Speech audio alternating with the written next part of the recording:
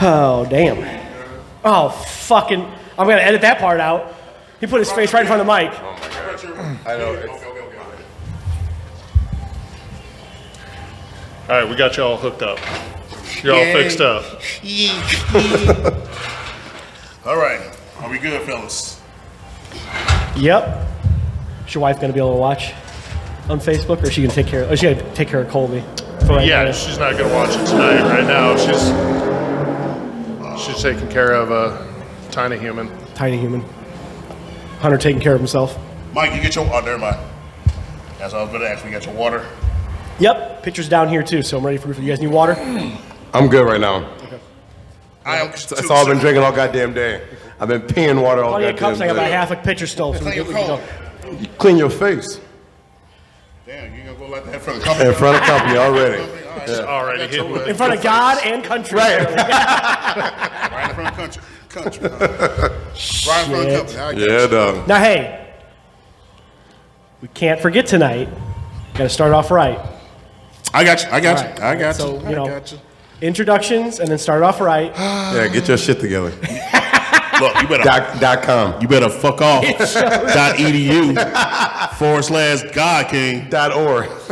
Are you going to do the mail to start it off? Absolutely not. He's at the mill. We'll have Kat do that dance when she comes back out here. Shit. Oh, that's funny. Okay. Just okay.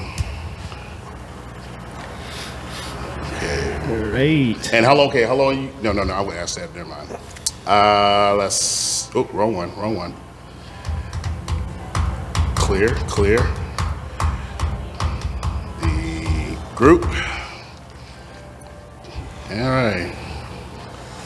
I was running late, but I was going to ring the Nintendo Power tonight. Oh. It's been a minute. It's been a hot minute. But I was like, fuck, I'm racing around trying to find the notebook, and I'm like, I got to get up there. And we could have got the beans out too.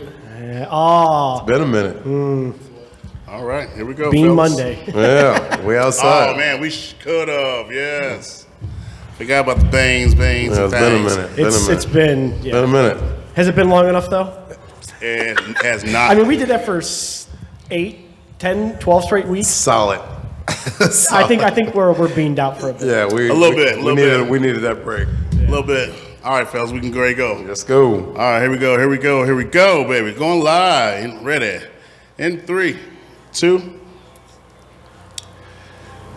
And I never. You know what? Nah, fuck that. Ladies and gentlemen, we are here once again. Security. Here once again with all you beautiful folks. Fucking God. We are the Dopes. We are the What's Wrong Man Podcast. I am the host of the night, the guy King Black Pacino. What is going on? You're the host? What? The host? Yes, I'm the host. Because we have a fantastic guest. But before we do our I didn't know this. I didn't know this was David Ruffin and the Temptations.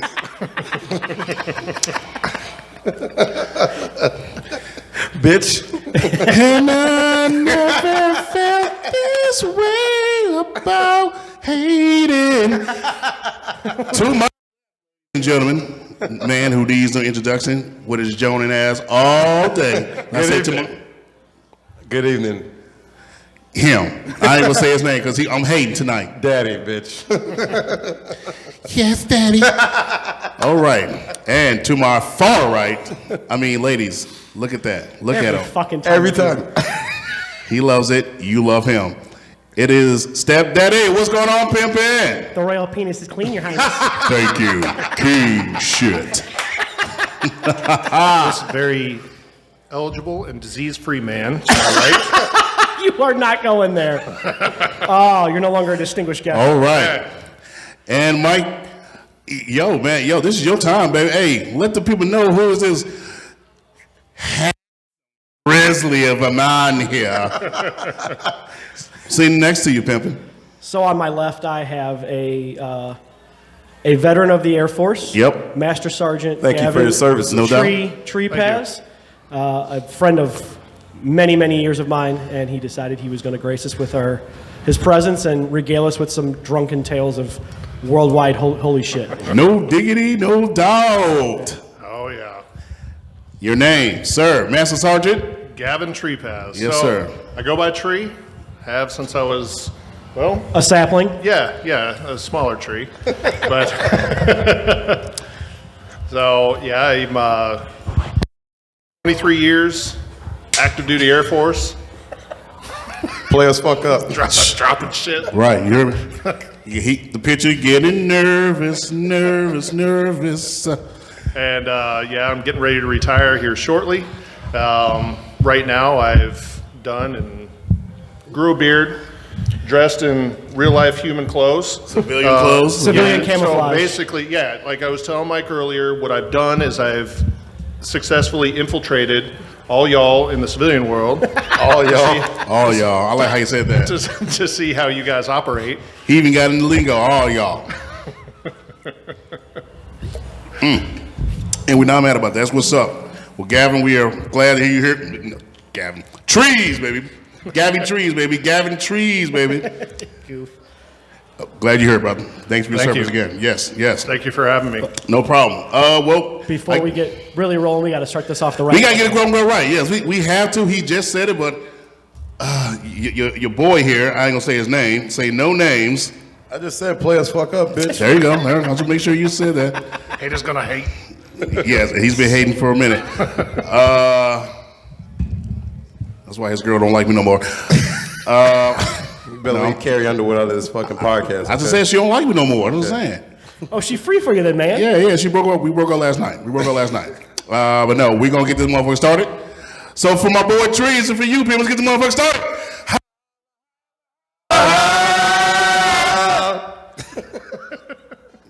In tune and on beat. That's what I like that, man. I like that. Mr. Trees, man, again, welcome. Pitch death, Thank you. baby. Yeah. Holla for a dollar. My dude, so you said, and you're about to retire in the Air Force, correct? Correct. And how long have you been in service? 23 years. Damn. So, yeah. That's a long time. Right? I mean, my career could drink. Yeah, no shit. No shit. We Here's one celebrated. to your career. Right. Yeah, And have a kid, Right. too. And yeah. So you've been for 23 years. So I guess you are basically sworn to secrecy to a lot of stuff, correct? This is a two-part question. Why and where is the UFOs being hid in Arizona, though? Where? They're not in Arizona. They're in a hole under Kansas. What are you talking about?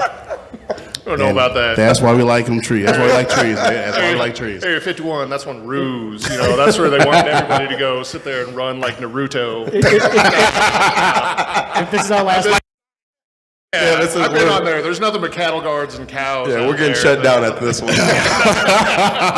tomorrow night, Right. this is the FBI and the CIA. Please shut down. Shit. Oh, man. No, there's things that I can't talk about, but It's like farting on people's pillows and shit. oh no, I'll absolutely divulge all that. We haven't heard stories about that, so we're gonna get to that a little early. You know what I'm saying? That's the appetizer. No, that happened You know to me what when I was a kid. I ended up with pink eye, though. Got you real good, huh? That wasn't just a fart, man. He probably should have checked his shorts afterward. I'm saying? Okay. And y'all want to talk about me? Y'all want to talk about me and shit? Damn. What the? Oh, he put him on He blast. getting farted on, and they've been friends for gang line. How long? Shit. It's got to be 23 plus. It's well. Let's see. You. Carry the one. Since You were- 2007-ish. Yeah, 7-ish. Yeah. So that's 16 years. Yeah. Yep. Yeah, because And- it was after you had met Danny. Because you met Danny after she had went down or whatever like that. Like I didn't meet you when you met Danny. It was after the No, fact. she didn't move to Florida until after she met me. She didn't just go there on a Why whim. not? But she saw me. What I was saying, she went down to visit Catherine and met you, though, wasn't it? No. Oh, I heard the story wrong then. No, I came up here to hang out with Catherine, okay. and she took me over to Danny's house. I walk rest- in the house, and you know, there's angels and all this stuff. Next Houses of Gavin Trees. Want to touch the hiney. It is in his pants. So this is gonna be our last podcast, right? Yeah. Possibly. When she hears me Cancel talk him. about this, Right. I'm like, yeah, oh yeah. She's very stabby. She'll come in here. Oh, stabby. Yeah, oh yeah. Right. I love her to death, and that's the reason why I married her. She is a no BS woman. I'm not gonna lie. I met her a few weeks ago. That's awesome. I'm not gonna lie, she a firecracker. Like, they had the kind of marriage that I want. Like, he was playing with her. I'm not gonna say what happened, but let's just say that a thumb was inserted in a certain area that she don't want. But I'm not going to say it. You hear me? So before anything happened, like usually people like jump, like what the hell? She felt it and turned clean around in fighting pose to get ready to swing. And as soon as you see she and I told her to swing. Right. And so I'm looking and like waiting for a minute. I pulled her aside like you were a different one. And she like, we talking about. Again, most people like jump when they get, a thumb to the ass. You turn around ready to swing, like quick, like you didn't even, not even a heartbeat, blink. I'll let you know it's happened more than once. Possibly. Yeah. Possibly knowing him and meeting him that night and how he was. Yeah, I was like, yeah, I can see it. I still fucks with him though. I still fuck with him. Damn right. So 23 years in the league. How I guess question is like how many or what kinds fighter jets have you flown? Like for real? Like That's a real question. Yeah. Thanks. So, He's not that kind of Air Forceman, though. Damn it. yeah. Sorry. I wanted. Not everybody in the Air Force. well, it was nice having you here, Trees, man. So we'll take this segment now. We're going to call this the Friends with a Good. No, I'm kidding. Wait, so really? Really? I could totally bullshit my way through it, but that'd be impersonating an officer and stuff like that. No, I enlisted, so I was working man. Came in. I didn't have a college degree when I came in. I didn't get a college degree until I was 41 years old. So Hey, there's still hope. there you go. I mean, I'm doing the same thing. So yeah. So you're talking about for education or married at first sight?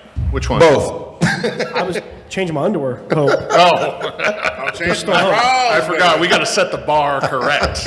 table's here. Mikey's down there. Christ. Down But there. no, I enlisted. I came in. I was a heavy equipment mechanic, and so I came in. What I wanted to do is I wanted to join the Air Force to get into a unit called Red Horse, which is a heavy construction squadron. Was that where you get to ride the horses with long hair? That's what that means? Flowing hair. Yeah. Where you get the combing and shit and braid it. Put on the Yeah, wigs. damn It was, right. Oh yeah. They're all Fabio horses. Always. Oh, even better. Even Always topless. No matter what. Man, I think I'm going to enlist now. better. Your old ass. They want motherfuckers that are 18 with zero fucks given. Not no 40-year-old. Calm your old ass down. Hey. You want to fight for our country? Go get in the fucking ring, bitch. Son of a. Wow. It's getting personal tonight. I see. It's cool. And that's what happens. I'll leave. No. It's not like he wants me to leave. I'm going to call Carrie up. That's what I'm saying. See, when he starts talking shit with I'm my... going to call Carrie up and we're going to do some future. things. We'll do some things. Round one. Shay, she your future, huh? Yeah. Future canceled. Damn. Cancel Christmas. But no, you say, so you heavy equipment. Yep. Came in. I had to go through basic and all that kind of stuff. Ended up going to my first duty station, which was actually down in Davis-Monthan, down in Tucson, Arizona. And then from there, once I got upgraded, learned how to do my job, then I was able to get into Red Horse, which is where I went through 4 different units, a little over 10 years. I went to Korea to the 554th, came back to the 820th, which was in Vegas, went back to Korea, and then to the 823rd down in Hurlburt Field, Florida. And yeah, it was. And that's where things fell apart. That's when the wagon wheels came right off. Florida usually does that to people. Right? Meth Falcons. Yes. So what is your average time in the different parts of the country as well as states? The longest I ever spent anywhere was down in Florida, and that was 5 years. Now, that was not continuous. I was there. That's just where I was permanently stationed. Now, we had TDYs, temporary duty, where we'd go off, whether it be training or go do a project, deployments, obviously, that came along with it. So, you know, I believe that I calculated it before I came here. I spent more holidays overseas than I did in the States. Damn. So, I mean, sounds about right. I'm not gonna lie. Yeah. yeah. When I was in Vegas, I always joked that that was my kind of staging area, because in the 3 years that I was there, I spent more time away, whether it be at training or something like that, than I did there. So it was good, because when I picked some gangly ass apartment in some ucked up neighborhood that I wasn't allowed to be in, I was just there for a couple of months, and I was like, ooh, I got to break my lease. Cool. Oops. I'm out. I'm sorry for you. Right, I holla. So wait, so there were no military bases where you were stationed, where you can just stay on base? So my first duty station, when you're an airman, you get stuff in the dorms. But once they deem you a real life adult, then they kick you out of the dorms. That's and they what I'm say, waiting for. yeah, they Me say, too, buddy. They say good luck. You know, hey, you make enough money to where you can live in low income housing, but good luck. Go on out there. And so military housing that they have, which I actually live on right now, first time ever in my career, is reserved for military members with dependents. So if you're married, have kids, stuff like that. But yeah, if you're just single, no. They throw you to the wolves, huh? Yeah, oh yeah. That's that. I was raised by the wolves. So you are married, children, I got two tiny humans at home, tiny humans. Mm-hmm. Any of them named Hunter and Colby. okay. With a K. Yes, with a K. We did. Oh. Colby with a K, so it wasn't like the cheese. Smart. So spelled Kobe. Kolby. Colby. Oh, Colby. I think it's He's like, like, Yeah, he's thinking like no. the bad. I'm like, No. I had a thing. I'm like, what? He got real confused real quick. The white mamba? Really? The white mamba is in your house? I mean, the way his work ethic is, he might as well be. Oh shit! That fool is always running. I mean, he's like a little Forrest Gump out there. And I just kept on running. And I'm That running. is for real. And the best thing about living here is the food. I'm Two not of my gonna favorite lie. little humans, by the way. What was that? Two of my favorite little humans. Are these ones you were already babysitting? No, I babysit Aaron and Aaron, Catherine. well, I'm I just knew saying, it was them, but I also thought it was them too. those four kids between Catherine and Aaron and him and Danny, those are my surrogate nephews. Gotcha. Like, I'm just Uncle Zig to all four of them. That's just the way it is. That's awesome. So, but they're some of my favorite humans. Flat Yeah, out. because you can give them sugar and give them back to the parents. Yeah, back to parents, yeah. I mean, I was semi-nice to them last. Well, it ended up finally being this year, but last year I bought them Jeff Hardy action yeah? figures. But I got Jeff Hardy to sign them last February. Oh, snap. Before he jumped ship from WWE to AEW. No kidding. So they've got official, merchandise signed by him and his special signature and stuff. That's pretty neat. And that is a big deal for them because, like, as everybody knows, tonight is Monday Night Raw night. And they're here. Yeah, they Oh, are. I know. Yeah, they're here. I know. Trust me, I've heard about it. Oh. Were you supposed to go? No, just a bad dad didn't take him there, you know. I hate you, Dad. I'm like, if you missed out for wrestling for us, I fucking love you for it. Their kids are going to hate us. Good looking for out, life. man. Good looking out. I ain't gonna lie to you. You know what I'm it saying? was I'm not Uncle Ziggy anymore. Right. Their It kids was going a to hate us school for night. life. Now, we did take him to the Royal Rumble when they came. Royal Rumble was a lot of Right. fun. And that's what started that whole thing last year. Yeah, Royal Rumble was a lot of fun. I've been there once back in the day. It's a good time. Oh yeah. But with their names, we did name both of them after beer. You know, we had to go kind of trailery on it. So, Hunter Killian and Colby Stone. Hell no. Stone Brewing Stone Company. Brewer, yeah. Because one of my favorite beers was Arrogant Bastard Ale. And, well, unfortunately, he lives up to his name. I love to see it, but Are these on? Was that recorded? I suggest Miller Lite. Shit, I was gonna go with Corona, man, but I don't think it's gonna be good right now. Shit, so You want to get real fancy? Miller High Life.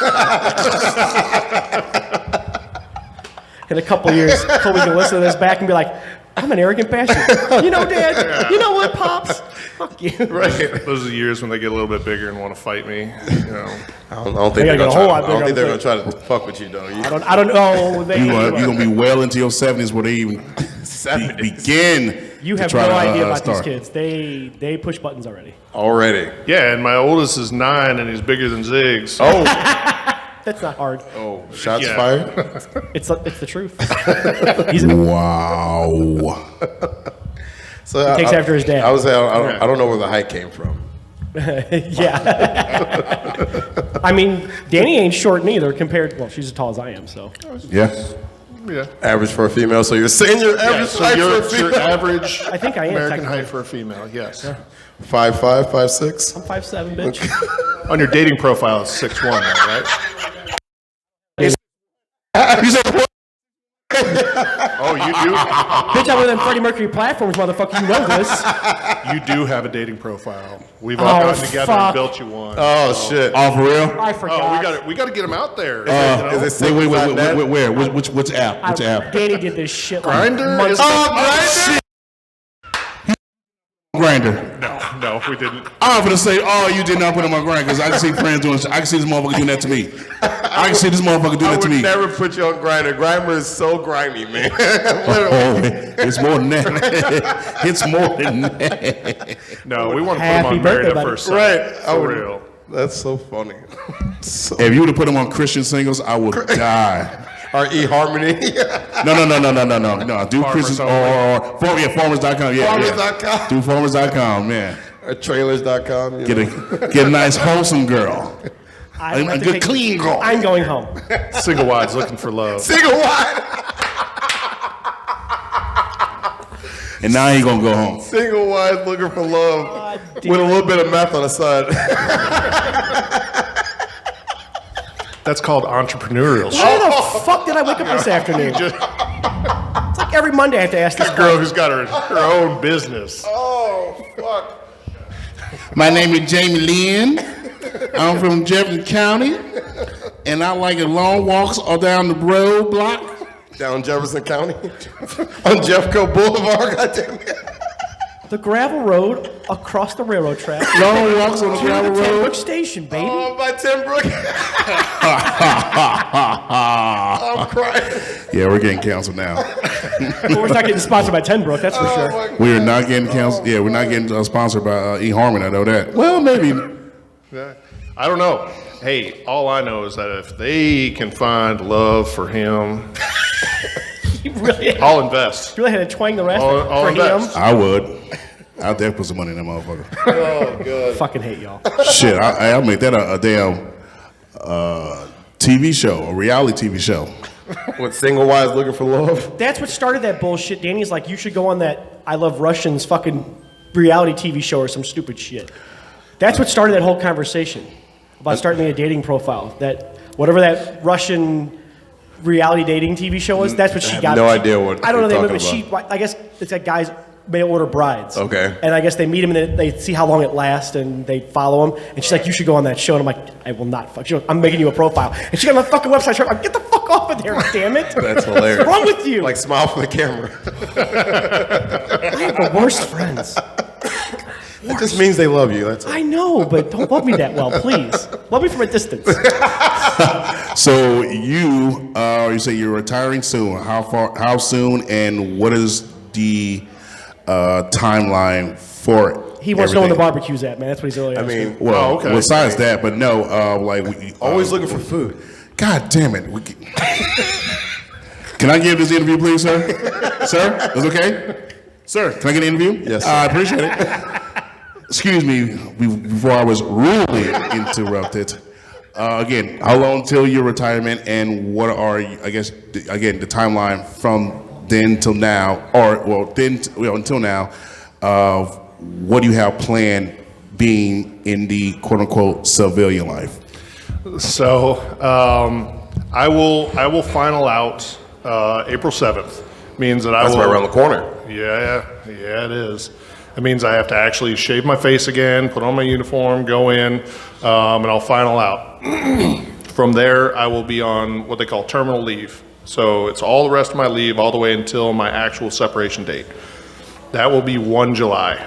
But after I final out, then that means that I can seek employment and that kind of stuff, you know, try to be a pseudo-productive member of society. A normal person. Yeah, which I've already got that shored up. I was going to ask you, that was my next question, but go ahead. So currently, right now, I'm doing a fellowship because they have a program where you can do a fellowship where they kind of, you know, it's like a halfway house for military members. Okay. They're like, here you go, you know, go do civilian things for a little while, figure out if you can handle it, or we'll bring you back in, teach you how to write on cardboard.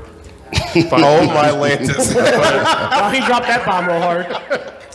Shit. But I've been doing a fellowship at Anheuser-Busch. Oh, that's what's up. We like beer around here. We do.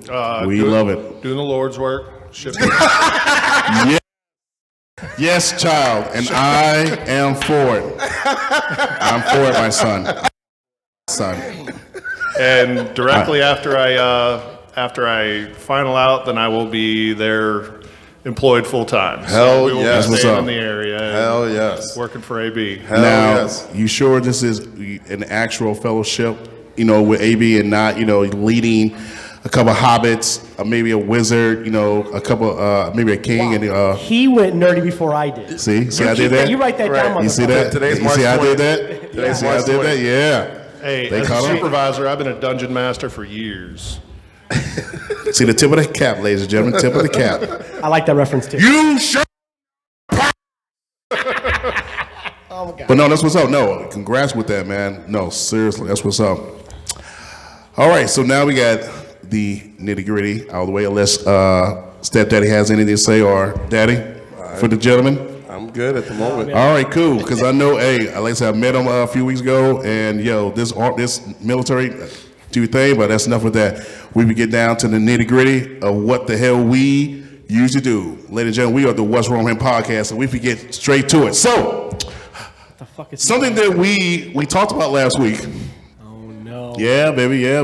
Oh, We talked about this last week, and a friend of mine today, we talked at an extensive length about this. I have no idea why. This is a female too. This is a great question that she asked me.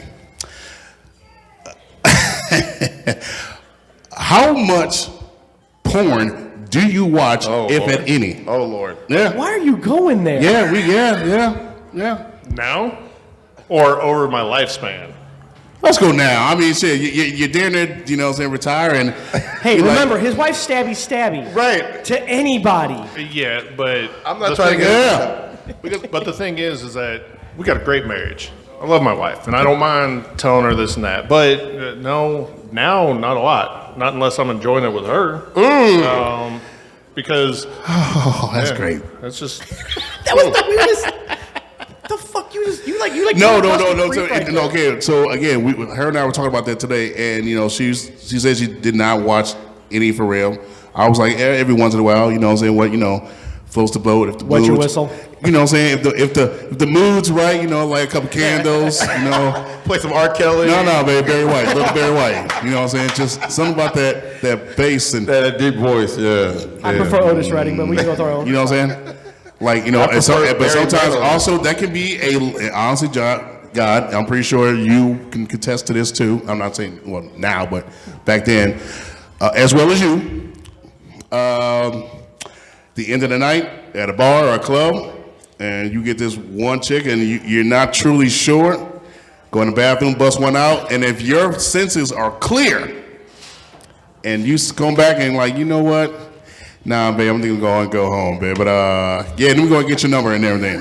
Then we're gonna get your number and end the night, leave, throw them off paper on the ground, and keep it going home. I'm not going I'm to just the saying. goddamn bathroom and Joe and one out. Get the hell out of here. So you gonna take that Sasquatch home and Absolutely not. Absolutely not. even with the beer goggles, huh? Absolutely not. You don't want to lie. I only had one night stand in my whole life, and that's not my shit though. Fuck that. That's disgusting.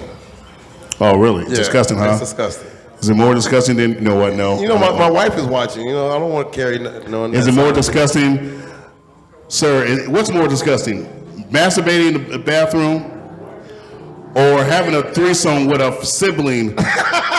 You gonna bring up my topic? in a threesome. Yeah. No. Bring up my topic from last week. Because I want this man's pure, honest opinion on that. Siblings are hard out. I mean, that'd be like a second cousin, and it's a nope. Like, I don't even care if we were on the opposite ends. Nope. So let me get. I've been in some of these bathrooms around here, and terrible shit has happened in those bathrooms, and I would absolutely ready. Stop running after me, damn it. So tear one off in one of those. So let me things. give you the context of Close to let family. me give more of the context of what was said about the last podcast. Which again, I wanted your opinion because it's funny because It was a funny It's a very conversation. funny and everything. So from what Daddy told us last week, is it news? I believe It was something I was listening to. something on the we heard on the radio. It was one of the freak of the weeks. Yes, sir. So a brother and sister who are very close, not like that, but they're close. The sister was going to throw him a party. was going to throw a party and had another female join in. Come. She called the brother to join in the festivities. And 30 minutes later, she was going to join in. My question to you, Miss Trees, what would you do in a situation like that? If you have a sister, if you do, and she called you up like, "Hey, Carrie Underwood is coming over with me." Watch your mouth with my wife, though. Yeah. Matter of fact, yeah. If Watch your mouth. If 2017 Carrie Underwood, with the thick legs, you know what I'm saying? Being very Today was Sunday night. You know the legs, and she come at your ass. If she walked in with your sister, and He said it was. yeah, He said it was billionaire Rihanna. Right. I gave him somebody but still, it doesn't really matter. Doesn't really matter. Bring my wife. So this is all this, as well as make sure, Trees, that we say this. So I can make sure your wife is, if she watching, you guys are not married at the time. Let's say if you were not married, so don't try to stab my man when he get home tonight. Anyway, so if you were not married, your sister walks in, Carrie walks in right behind her. She points to you and she sees you and she gives you the wink. What goes down? I'm sorry. She gives you a wink and tells you to follow her to the bedroom. And your sister goes in right behind her. And your sister looks at you like, what you do? Politely ask my sister to leave, and if she doesn't, go, I'm out.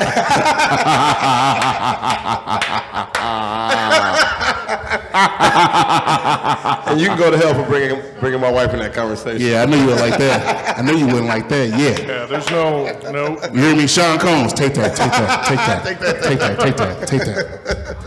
No. And we my homeboy and I, we said no. I believe Mikey said no too. We only had one of our, just one person who would endure that situation. So we're not gonna say no names. We're not gonna give him the attention. It's just weird as wild and everything. So me knowing you at the time, like, yeah, this is something I want to ask my man because he would probably give a funny ass answer to it, and I want to be there for it. So that's funny. Hell yeah. Why don't we get... Jesus, can we get back on some normal conversation now? Yeah, sure, no problem. So the average testicles are like, no, I'm joking. No. Where the fuck is security tonight? That's a good question. That is a very good question. From your transition, into retirement, do you have any mentors or anyone to lean on for this I'm coming event? I love that. I love it. Nice job phrasing. I do say yes. Now, one thing that you have to understand is that when you build a true friendship in the military, we are fucking awful to one another. Oh, yeah? Oh, man. It's one of those things that you end up building a bond and a brotherhood, and you talk all the shit to one another to their face. Like, don't Don't misspell something on a text message or anything like that. You will get the business for days. I mean, something just as trivial as that. Talk all the shit to your face and then talk good behind your back kind of thing. Right. Now, I've been lucky enough to have some of my good friends who've recently separated, retired and stuff like that. So they've kind of helped me get through in their own way. You know, let me know that I can no longer knife hand somebody and verbally guide them back into their lane, because that is not couth. So the civilian way? Yeah, you gotta talk to But you people keep like they're threatening me real with that human. shit. Yeah, well, Well, I keep getting threatened with a ring hand. I keep fucking up, but I keep throwing with a ring hand. He's like, Well. ring hand, motherfucker, ring hand. Yep, see the ring hand. right there. Look, hold on. Kiss the rings, bitch. Just for visual. oh yeah, Yeah, that ball. it might hurt. It might hurt. Don't fuck up. I won't have to palm your head like a basketball. Right. Stay in your lane. Child-sized basketball, but it'll work. Right. It still goes in the basket. Absolutely. But yeah, so I've had a few people kind of help me out. You know, let me know what's going on. Now, the one good thing that I have learned and that I've got to experience is through my fellowship at Anheuser-Busch. It's been a great company. And I'm not just saying that because we're here, you know, doing this. It's one of those things that going in there, everybody that I've worked with has been really respectful and understanding and stuff like that. So that's helped. You know, I haven't had to be Knife like, hand. you know, unfuck yourself. I don't like doing physics in the middle of the day and unfucking you for you. You know, those things, you know, those are much more difficult things. And apparently, so I've heard HR doesn't like those kinds of things. Yeah, it's frowned upon in most companies. Well, that's some bullshit HR. I get a different fucking company. Fuck you, HR. I'm a knife hand this bitch. Yeah, so transitioning, you know, it's one of those things that that and learning how to speak. Learn how to speak to people when I'm not just talking in acronyms and all that kind All of the stuff. shorthand stuff that you constantly have to. they yeah. sort of assume, you know, Yeah. that people know. And I'm like, oh yeah, I was just 2T3 that I was going, and you know, I was at this base and blah blah blah, all this other shit. And people are like, what the fuck did you right, just say? Right. That wasn't English. No habla English. Yeah, That wasn't even a language. That's just spoken letters, numbers. Bullshit. yeah. We PCS'd to this location, and I was NCOSC there, and it was awesome, and I blah blah blah. Everybody looks at me like, the fuck? Right. Oh yeah, I forget. You're civilians. Damn it. So you work on the heavy machinery. I guess, have you ever, worked on like a stealth fighter jet or anything like that? I'm like, just curious, you know. No, closest I got was we tagged a Predator drone with a Red Horse sticker, because we tagged everything with Red Horse stickers. Those shits were everywhere. I mean, The graffiti on the fucking U.S. Air Force. so you have to understand that when you get into some of these units, because Red Horse, just to give it into some kind of context for anybody who kind of has some understanding, we're the Air Force version of the Seabees, except we didn't suck. Fired. Yeah, well, you know, Well, goddamn. that's where we worked really closely together and did a lot of the things, a lot of similarities between what we did as far as heavy equipment, vertical, horizontal, well drilling, that kind of stuff. So yes, we're sort of sister units and sister services. But when you walk around, we call the red hats. We always had our red hats on, even when you were deployed. Like, isn't that a target? Fuck you, we're wearing our red hats. This is what we do. You know, anywhere In the we middle went. of white sand, red hat walking across. What the fuck is that guy doing? Nah, don't worry about it. Absolutely. Yeah, so anywhere we go, you know, it's kind of like just marking your territory. It's sort of, that's Like a that's damn my- dog just fucking lifting that leg up. Yeah, Baby. absolutely. So I'm just picturing you being this giddy little child with like a handful of stickers going, ha, got it, ha, got it, ha, got it. Is that pretty much how it was? I still have stacks of hundreds of those stickers. It's the same one that's on the back of my truck out there right That's now. fucking Fantastic. awesome. So, oh yeah. That's I good. got to steal one next time I'm around your house. Oh, absolutely. Don't worry. Pull it in my backpack. then I'll have to explain why I have a okay, it's like this. I'm People not will actually- come up to you and be like, "Oh, hey, what unit?" I'm like, oh, fuck, here it goes. All the time. Be like, "It wasn't me. I was just Mark." I'll put on the inside then so it sees it. He tagged me, I He swear. tagged me. Tag, I'm it, damn it.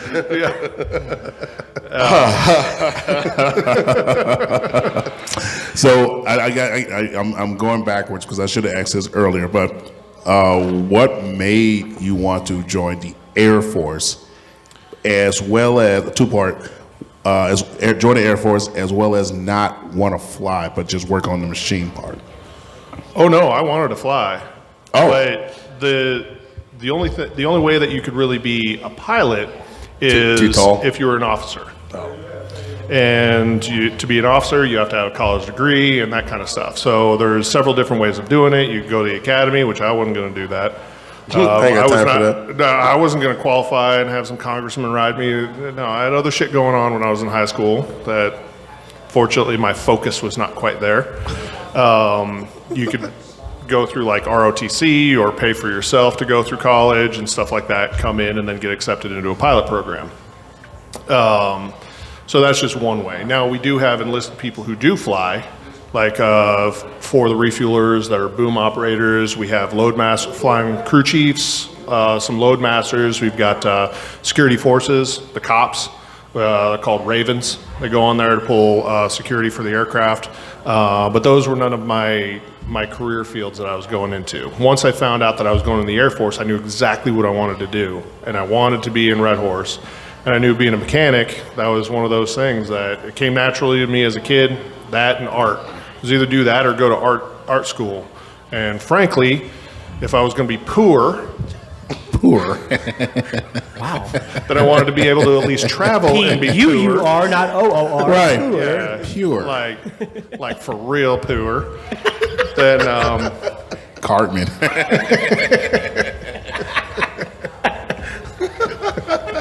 Oh, that's fucking Cartman like a motherfucker. And I watched it today. Keep going, man. My bad, Trees. Go ahead. Expect my toe tag. But yeah, so unless I was going to curate the Louvre or do a bunch of artwork that was sanctioned by the U.S. government, aka Jackson Pollock, then do a bunch of LSD, then I wasn't going to be rich and I wasn't going to make any money. So I was like, fuck this, I'll go in, be a mechanic, but I wanted to go in the Air Force to be in a Red Horse unit because I met an old guy, and it's always from an old guy, before I joined, who was telling me stories and stuff like that. And I was Always like, the old heads. yeah. And I was like, I want to do that. And so I did. I managed to accomplish what I wanted to and be able to go through and do that. Ended up, it was fantastic. Met a lot of great people, went to a lot of crazy places, ate He also had to meet me. anything and everything that any indigenous personnel would cook. Didn't matter. Don't care. Hey, what is this? Oh, I don't know. Random sea creature in red sauce. Fuck it, I'll eat it. Let's do this. It sounds fantastic, honestly. Oh, yeah, absolutely. Random sea creature in red sauce. It's a real thing. Is that podcast title? Right. Yeah, for sure. Learn any languages during your time? So, just basically conversational, enough to kind of get you through. When you go to Korea, you learn a couple of phrases and stuff like that. Majority of it was when my wife and I went to Italy, because where we were at in Italy, we were in Pisa. So there is not a large base there. The larger bases are out. We've got Aviano, which is way up north. Pisa, it's just a tiny little sliver right there outside the city. So they didn't have a big American presence. So they didn't speak English. Well, a lot of them did, but they wouldn't unless you attempted to speak Italian.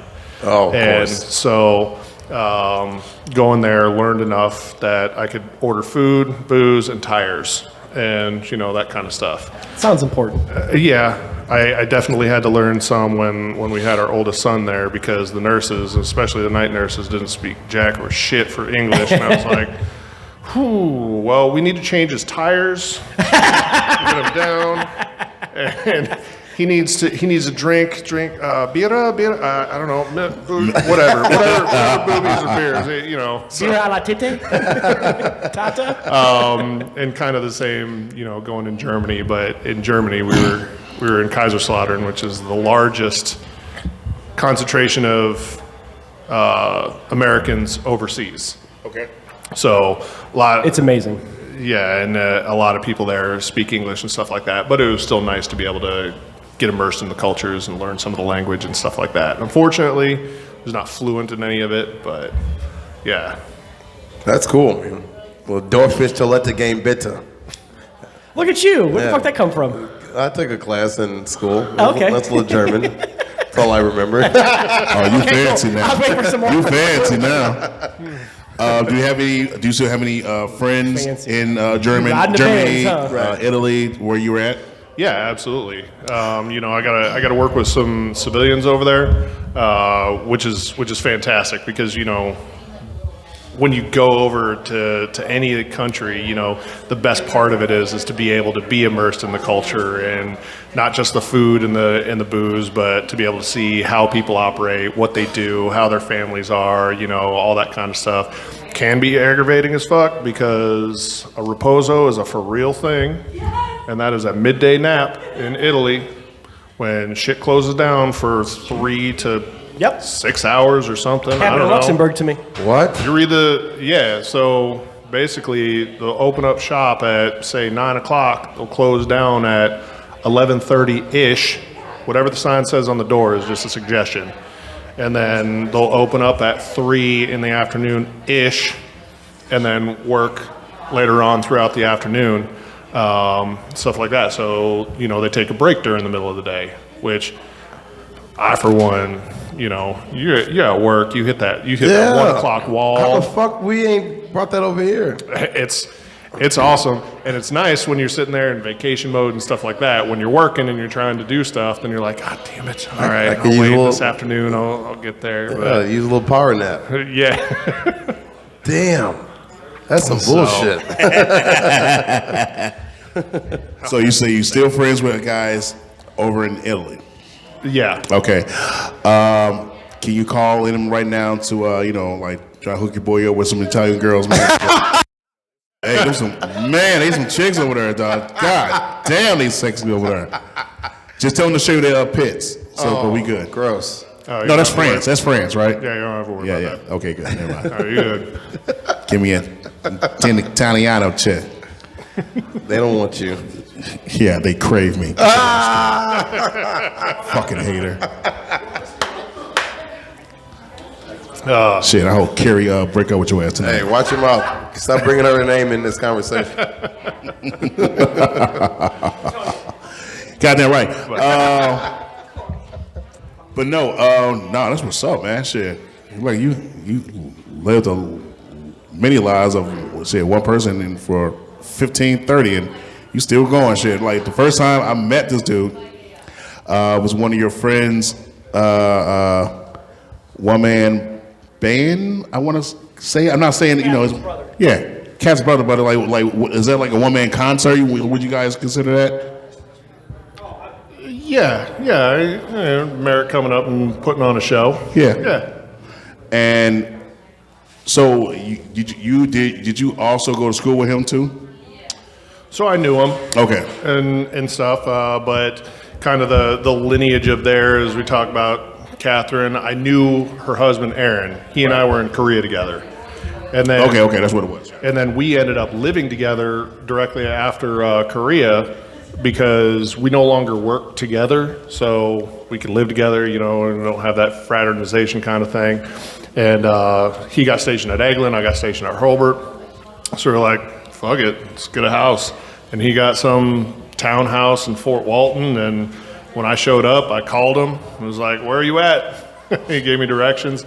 That's how I met him, met Catherine. Through Catherine, I met my wife, you know, knew Merrick, stuff like that. So, yeah. Okay. So it was just stepdaddy that knew Merrick and who knew the songs and almost was in the group, correct? Me and the group? Yeah, I mean, it's a almost. group I'm B. not saying you got a word, but I know. I was a group B. I mean, you know. How's a roadie? A roadie. I was going to say, everybody needs a roadie. Check. Microphone, check. Testicles, check. All that. I mean, when the band very first started out, nobody could pick up their own fucking amps but me. Oh, yeah? They were too fucking weak to do it. You know what? Shit, Merrick had a 4-stack That's a flex Marshall. of a flex. Merrick had a 4-stack Marshall. That thing weighed 75 pounds. He couldn't get the thing up the stairs. I'd fucking grab the thing by the sides and walk it up a flight of stairs like, here, set up for the band. You're done.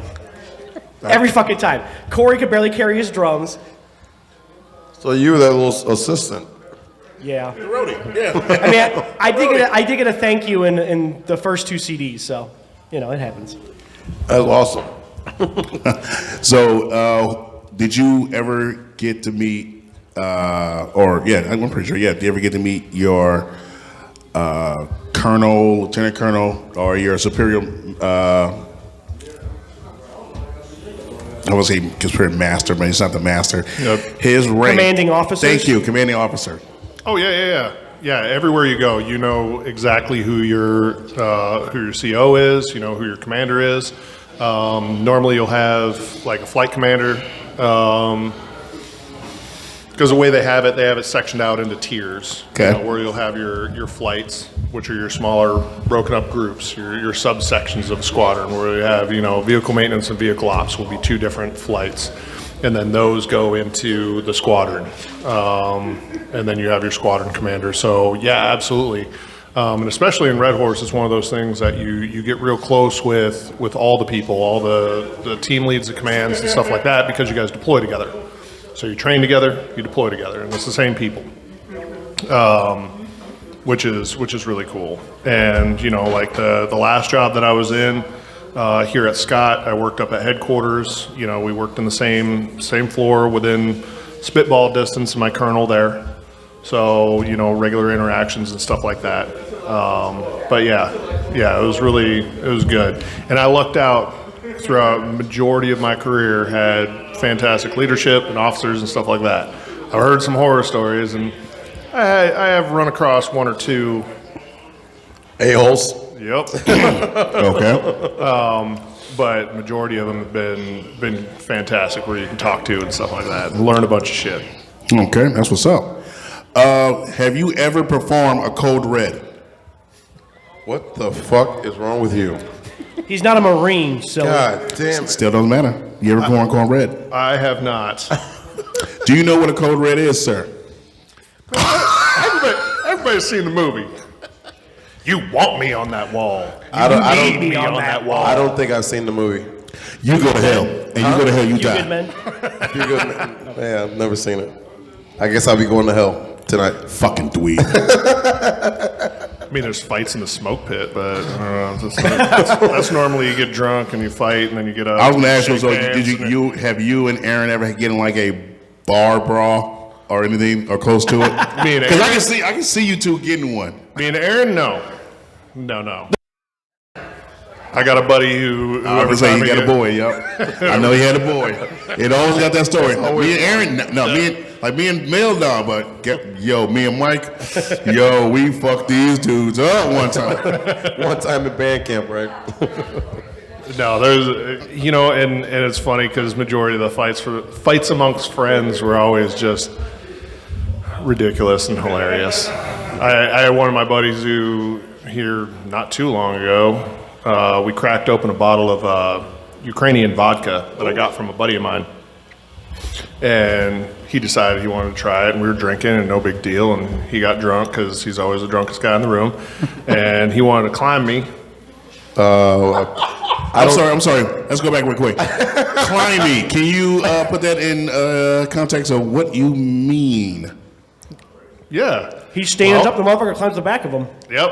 Okay. He wanted to climb the tree, I've never seen no shit like that. and ended up tearing some ligaments in his knee, and we laughed at him and said, "Well, that sucks."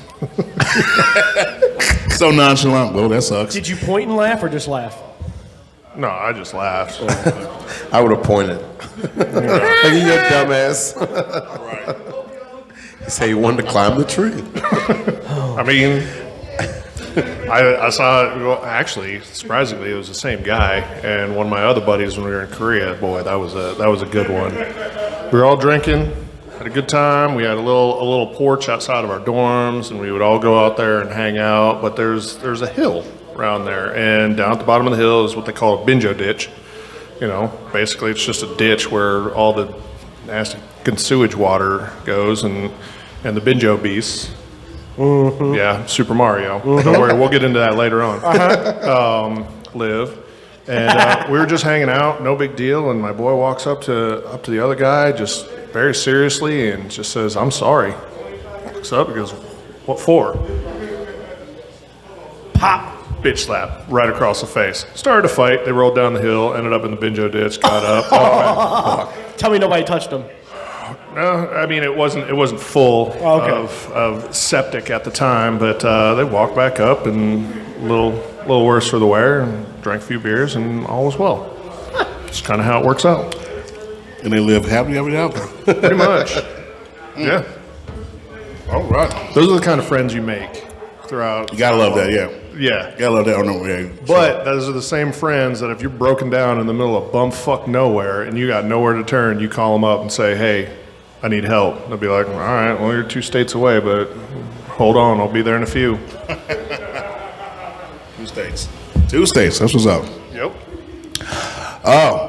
Stepdaddy, anything for your boy?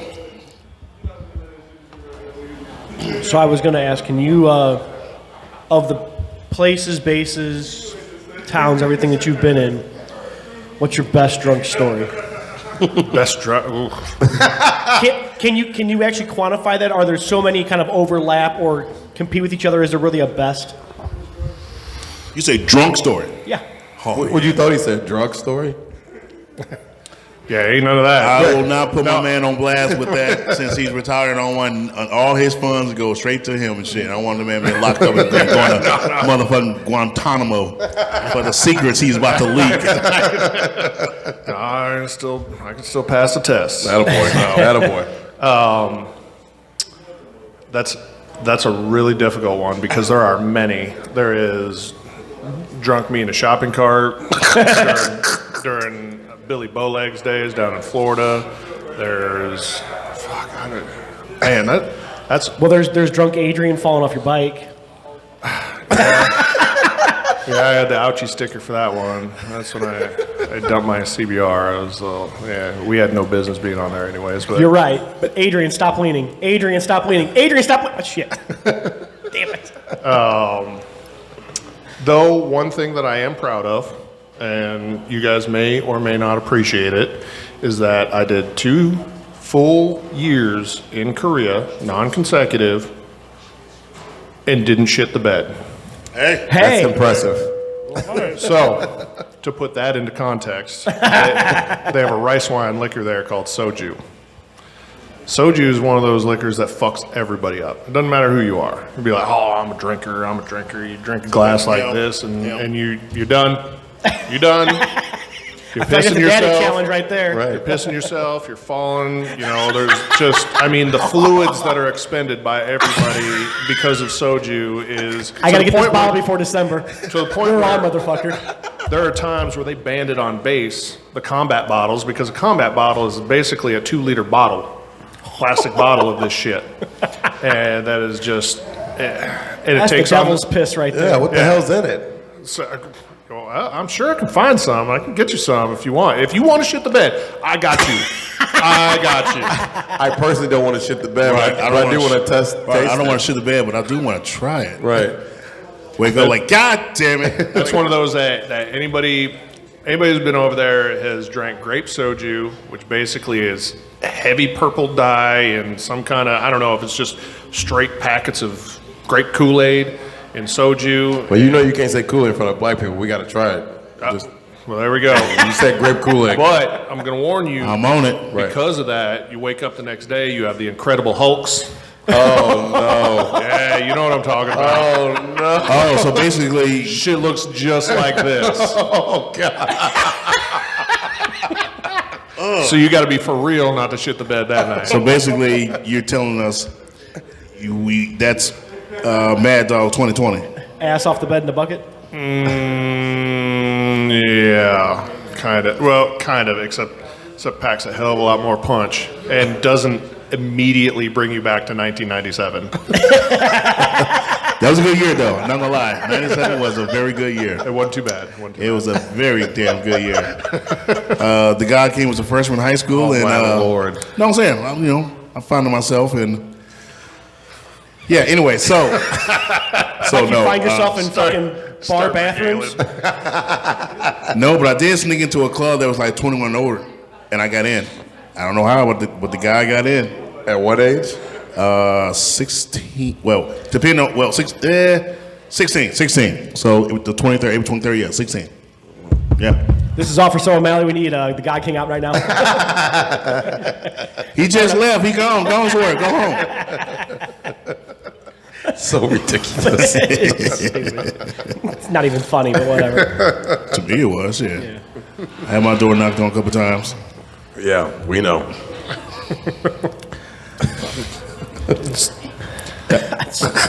Anyway, so circle back. I don't know if I could really nail down my favorite drunk story. There's been drunk in all facets of countries by all kinds of different things. So I don't know. There's a lot of it. We're talking 2 decades of debauchery. So I was trying to test your memory. See if you can just pluck one out. that shit got washed away a long time. Shit, with that motherfucking liquor, you talking about shit. Yeah, we shit ourselves. Yeah. With your shit to sell. I mean, the last 6 years, we've had some ridiculous drunk moments. Yeah. True. Yep. Much more responsible now, though. Well, you guys all have things to be responsible for. Right, like he got kids now. He got kids. Yeah. So That makes me the degenerate. I get it. single wide, looking for love. You didn't see the way he looked at me, dog. I'll tell you what. Synced it. I synced I watched it too. I saw that shit. There was a twinkle in I his saw eye. that shit. Oh my goodness. Single wide looking for love. With a side right. of meth, baby. I'll leave that for my dog who's trying to sexually assault Zig. I blamed him for it for the longest time, but He then did. I realized Man, that my he- dog is a predator. Not a predator. His dog like got me. hunting and killing stuff. He's a predator. Like he needs to go on a registry. For real? Oh, for real. So, were we just hanging out? We were over there for Yeah. a specific reason that night? Just I don't remember. I just know that we were hanging out. We got this big, giant memory foam beanbag in our house. I bought it for my wife years ago. It's one of those, super comfortable. No big deal. We're just all in there, bullshitting, drinking, having a good time. Well, he's laying on the beanbag, and my dog goes over there to, snuggle up, do what dogs do. And Zig's not paying any attention whatsoever. He's I'm just probably sitting half there passed out at this time. It's, 10:30. It's in the living room. We're all standing in the kitchen. He's just sitting there petting the dog. And I looked down, and I was like, what the fuck are you doing? Well, he was petting him all right. He was straight on his back, just getting it. Just tubing that sumbitch. Now, don't you look at me like that, goddammit. now, he didn't live that down for a long time. It was like 2 years. Yeah, until COVID happened and all this. And I Right. had to telework from home, and I'm sitting there in my chair, my office chair, working. My dog comes over, and he likes to lay down next to me when I'm working there. And I was petting him, and no big deal. But he kept moving around, kept bumping the chair, and I was like, "What the fuck are you doing?" And I'm not paying any attention because I'm looking at the computer, and I look down, and he's scooting up to get me, and I was like, "Nope." I immediately texted Zig. I was like, "You're off the hook." Found out. Wasn't you. It's my dog. He's like, Dick, I'm Son of so a bitch is a sorry. perv. I didn't know dogs would be perverts. Cash can. Mount up. That's fucking hilarious. I mean, he had a smile on his face that night. Oh, I bet he did. Shit. Literally, because I was like probably literally like half passed out, like eyes closed, sort of listening to the conversation, and he's like, "What the fuck are you doing?" Huh? Nothing. He's like, "Stop touching my dog, you pervert." So now you know, instead of going into the bathroom, just get him good and tired. Curl up. That's a hell no. Roger, Is that more of a no than your sister? Or less than that's still a hell no. okay. Remember, I said no to that situation. Oh my god. I know, but I'm just asking, where are the no light? Am I before or after no? They're about the same. Okay. They're about the same. They're about the same. Halls of Justice, gotcha. You hear me? I read a. Oh, Motherfucker. shit. Anything else? Oh, God, he got all kinds of creeped out right there. For real. Anything else? Step creeper. Anything else, Step Daddy? Come on now. Look, we got little Dusty to be the creeper of the show. We don't need Oh, no, he is. Don't get me wrong. Yes, he is. But you're right next on that totem pole. You're right in line, Pam. Oh, fuck. Anything else, sir? I mean, we can get to normal shit unless there's something else like our major story you want to bullshit. I was gonna say I was gonna get to Daddy next. I want his thoughts on my topic. What I sent you guys. I can't look at my phone. It's recording video. Sorry. We usually have our meetings and everything, and we have a certain topic that we talk about. So what I asked you was from last week, and I wanted your opinion on that since you're you. I figure you have some entertaining bring to the table. So, Daddy, go ahead, sir. Let it rip. So there's a guy puts a mask on. He sees a teenager coming to an ATM machine. Puts a mask on, robs him, and he ends up getting $12. Comes to find out, he robbed his own teenage son, and now is in jail for 26 months for robbing his son for $12. That is legit. Single wide right there. When I heard that story, I said, this dude didn't know what his own fucking kid looked like, and he fucking robbed him for $12. Are we that bad off right now? 12 funky ass dollars. Well, remember when we were talking about Jefferson County? Yeah. I was going to say that. Like, I'm an entrepreneur and I deal in Ajax and battery acid. And I just need a couple extra dollars. Yeah, that's fucking hilarious. Was that in Florida? Please tell me it was in Florida. Because Florida has all the good shit. I think it was in Florida. Yeah. That's one of those, if you want to talk about crimes and all that kind of stuff, look up what your Florida man is. I think they were talking about that on the radio. Yeah, to the internet. So that's usually one of their games. You said look up your Florida headline or fake. Your Florida man. So here we go. What am I typing in? Florida man and your birthday. Oh shit! Hey, what up, Holmes? What's going on, my dude? Florida man headlines. Is that what I'm looking up? Just Google Florida Yes, sir. man and then your birthday. So mine. What is this one? What's up, my dude? What's up, Dad? I'm good, dog. I got one for okay. my birthday. Naked Florida man goes in search of a new wardrobe. Florida man steals an alligator from a golf course and tries teaching it a lesson by what? Oh, you gotta go in that one. What again? Teaching it a lesson by throwing it on the roof of a bar. That is my new Florida man. What? This is real life. Yeah. When's your birthday? December 18th. Florida man. It's gonna be our new topic, y'all. I said, well, we're going to do this, man. Ask every guest. Can we what do their what's birthday that? is. So, real quick. December 18th, 2018. Florida man tries to pay for fast food with a bag of weed. We are doing this. This weed bag is worth $20. We are doing this. December 18th. Florida man threw Christmas tree at wife because she asked him to help with dinner. Said, fuck no. This is our new segment. This is definitely our new segment. Oh my God. So you talk about a dad not recognizing and robbing his son for $12. Yes. That shit's gotta be in Florida. Oh my God, that's fucking hilarious. Dog, you ever been beat by a Christmas tree? I mean, I've fallen into one, but I get beat by it. Right. I just tripped. Like, oh shit! Ah! So he had the. So to answer his question, what's wrong with us? A lot. Yeah. A lot. We've been doing this podcast for 6 months. We still ain't got a fucking clue. Right. And we're no closer to that So fucking it is truth. okay. So was this? Obviously, he was drugged out of his mind.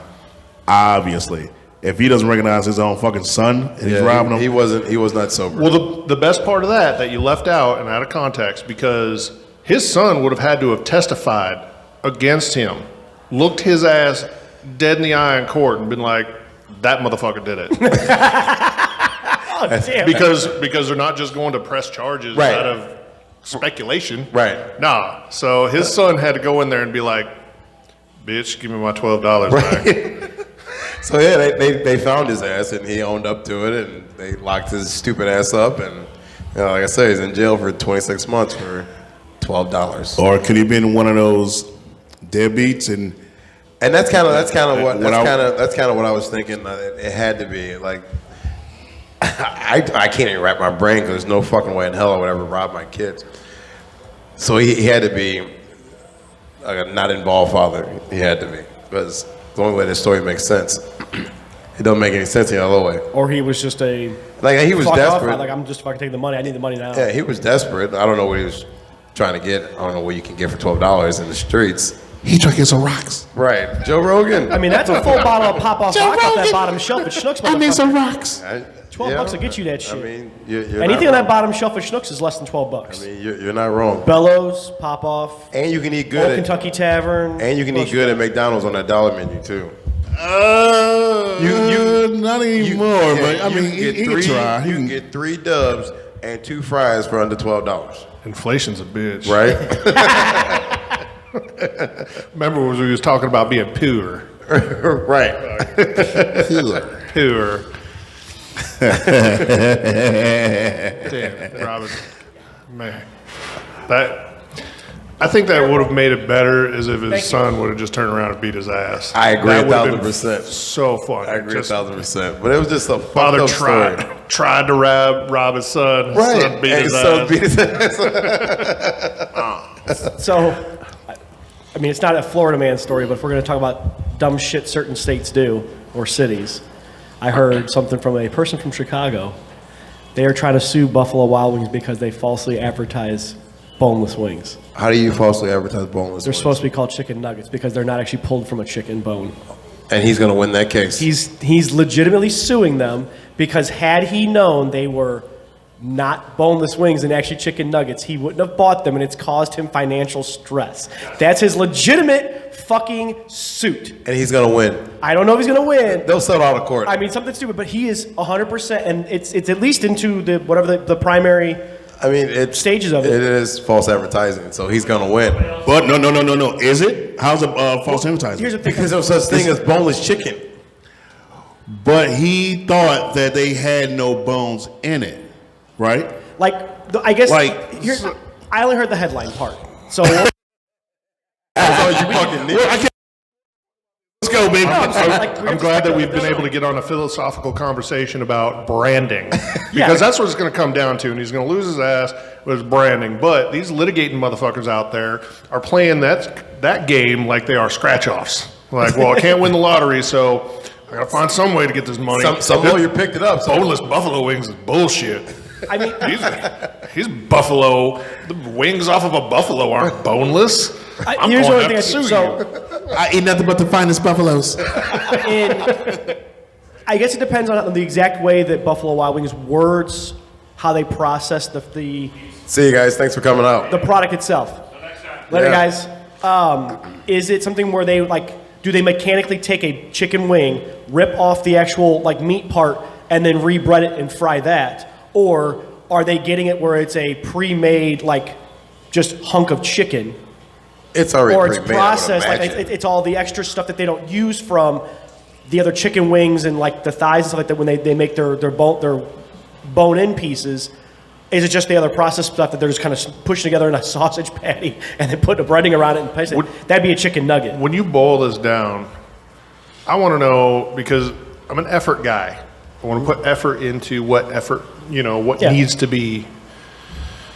When you get to a point in your life, imagine a world Oh, God, here we go. Listen to the voice. where you are so distressed over the type of meat that is in boneless buffalo wings that you are willing to put yourself out there to sue motherfuckers over it. That's where we're Think at. about the effort the emotional effort that this guy had, even if it's bullshit, you're like, man, I'm going to get dragged through the fucking mud because the internet will provide, and it does all the time. It's undefeated. Oh, 100%. Some lawyers saw it and saw dollar signs. So Yeah. well, there's smoke, there's fire. So I think he's gonna win. I don't know, man. I'm I'm interested. going no. I don't think he will. I mean, what was He probably they'll probably like settle, not a lot, Yeah, but they'll settle. only just to get out of the news headlines because of this. There was some ridiculous lawsuit that went through the other day, like a couple weeks ago, and my mouth dropped, and they fucking won. Like, oh, well, how we talked about last week about the dude getting his dick cut off. Oh, Bobbitt? No. No, this gentleman in, was it Italy? Yes. Was He, Yes. yeah, it was Italy. Yes, Italy. Okay. He was told by a doctor, they assumed he had cancer on his penis, and that he had no other way of taking care of it, and he had it amputated. To come to find out, he just needed a couple penicillin shots. They would have been fine. And so he's suing them for like $425,000. Let's fight for socialized medicine. I'm not going down that rabbit hole. No, I'm not we even going about don't it. either. But yeah, I mean, so that was something we were like. The question last week was how much would you, if you had to get your dick cut off, how much would you ask back for? Like how much would you ask in your lawsuit if you had to get your dick cut off, and it was the wrong thing to do, basically? No, I'm sorry. My wife would live on knowing a dicked husband and $500,000 in her pocket. I mean, Well, if I had wiener cancer, then I'd be like, well, it's not contagious. I said- don't know. It's a little swollen. I said 500 million. Nobby. 500 million. So $500 million. Yeah, I'm going for the max myself. I went for the max. Yeah. Because they can reattach. I mean, they do have surgeries now Right. to make innies into outies and all that kind of stuff. So you can, and there's always toys too. So, Hey. there's ways around. What did I start the podcast with? But you can't feel it, brother. I want all I my want sensation. the sensation I too. want that sensation. What were my first words when he introduced me today? What did I say? The royal penis is Yeah. cleaner, Highness. I knew we were coming back to this at some point in time. Just knew it. I gotta. Yeah, it was a crazy Stupid ass story. shit. He was like he's like late 50s. I thought it was the early 60s. It might have, it's 60s. somewhere around there. I knew he wasn't like a 20-year-old kid. But Right, he wasn't a virile man or whatever like that. but- yeah, man, to get your dick cut off on accident. Yeah, I'm coming after your pockets, dog. that's not an accident then. That's neglect. No, they thought he had cancer in his dick. That's neglect. He's talking about medically. Man. Yeah, Oh, medically, yeah. And there was some strains of syphilis or something that they haven't seen that often. So That's how they misdiagnosed. I'm like, dog, he should have got a second opinion before the next step is cut off. How many my should shit. you get, Mel? A couple, couple two, three, three? baby. Yeah. Couple 2, 3. Yep. All the time. All the time. So, yeah, that was a crazy story. So I always find these crazy stories all the time. I sent it to the boys and I was just like, what the fuck? See, going back to like these litigating motherfuckers who just want to sue for this and that, what I think would be a good idea, and I don't know if you guys are sponsored yet or anything Not like yet. that, DraftKings at Casino Queen, Yeah. you pitch the over-under on this I'll and start take- making bets. So many D-gens would come out and bet on it. I would. I'm not going to He lie. said D-gens. From up I'd bet at least my lunch money on the over under on this. Just be like, is he gonna win? I don't know. I mean, you could even parlay that shit. I'll parlay the fuck out of he's it. gonna win. He's gonna win the over on $200,000, and yeah.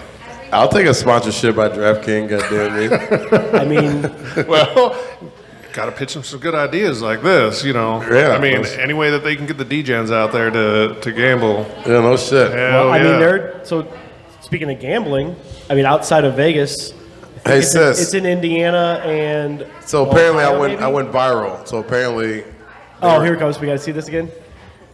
There it is. Yeah, that's it. That's that shit we liked back in the day. What a little shit disturber.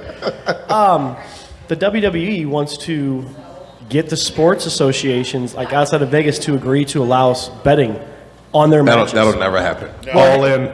Because it's all scripted. That But was that's never fucking. That's the thing, though. Don't you dare. You can do some of that shit in Vegas, though. Don't you dare. Hey, dead ass. When I was into wrestling back in the day, I used to thought that shit was real until there was one match that it was Ric Flair.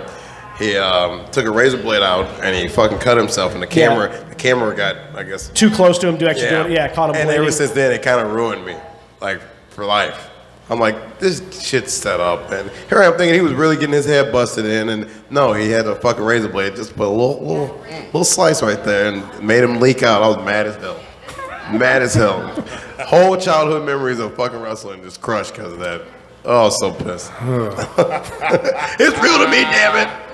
No, I mean, in Vegas, you can bet on certain stuff. Like WrestleMania, they'll allow you to bet on like the main events and stuff. See, I'm all in with wrestling because I've been watching it for years, and especially with the young ones. Man, you know the setup. I know where it's at. Right, you know what's coming. Okay, like, yeah. Hey, they're gonna ride this storyline out to the next main Yep. type event. This Yep. is gonna be at the Money in the Bank. So okay. Oh, But this motherfucker got announced first. He lost. He gone. Right. I mean, so the only other thing that we have to do, like, this is yet another thing that McMahon is probably trying to push, Yeah, because he's trying to sell. trying to sell the company. So he's trying to, if they're able to bring in, they're able to generate betting revenue, it makes the company look even more profitable to whoever's going to buy them. Because there's even that much more marketing, there's that much more viral, like, tweets and exposure social media wise that's going on to that. I mean, I bet that's what it comes down to. What'd you say? How much he want for that? He $5 was- billion. I think they estimated that the company is valued at almost $9.6 billion, Jesus Christ. which is almost 3 times what it was before the pandemic. Something like that nature, because they've gained since the pandemic, even with the way shit had to kind of, they have fans for almost a Right, year, and it's right, like that, losing all that revenue, and with all the TV deals they've gotten, the shit with the Saudi Arabia that they've got, and all that stuff like that. That's where all that big money's coming from. Sorry. Did What if they- he takes a check? I mean, he had to write a couple of checks for his fucking legal bullshit last year. Didn't they have an app where you can go back and watch like old matches? So they do. It's the WWE Network, but it's only on the Peacock. You can only buy it through Peacock now. They subsidize it through Peacock, so you have to buy the Peacock streaming platform, and it's one of the things you can download within Peacock. Oh, that's bullshit. It becomes part of it. Well, that's the thing. When their last re-TV deal with USA Network, since USA is part of the NBC family, that was one of the things that USA said. Like, hey, we want your network as part of our streaming platform because it'll be a selling point to Peacock.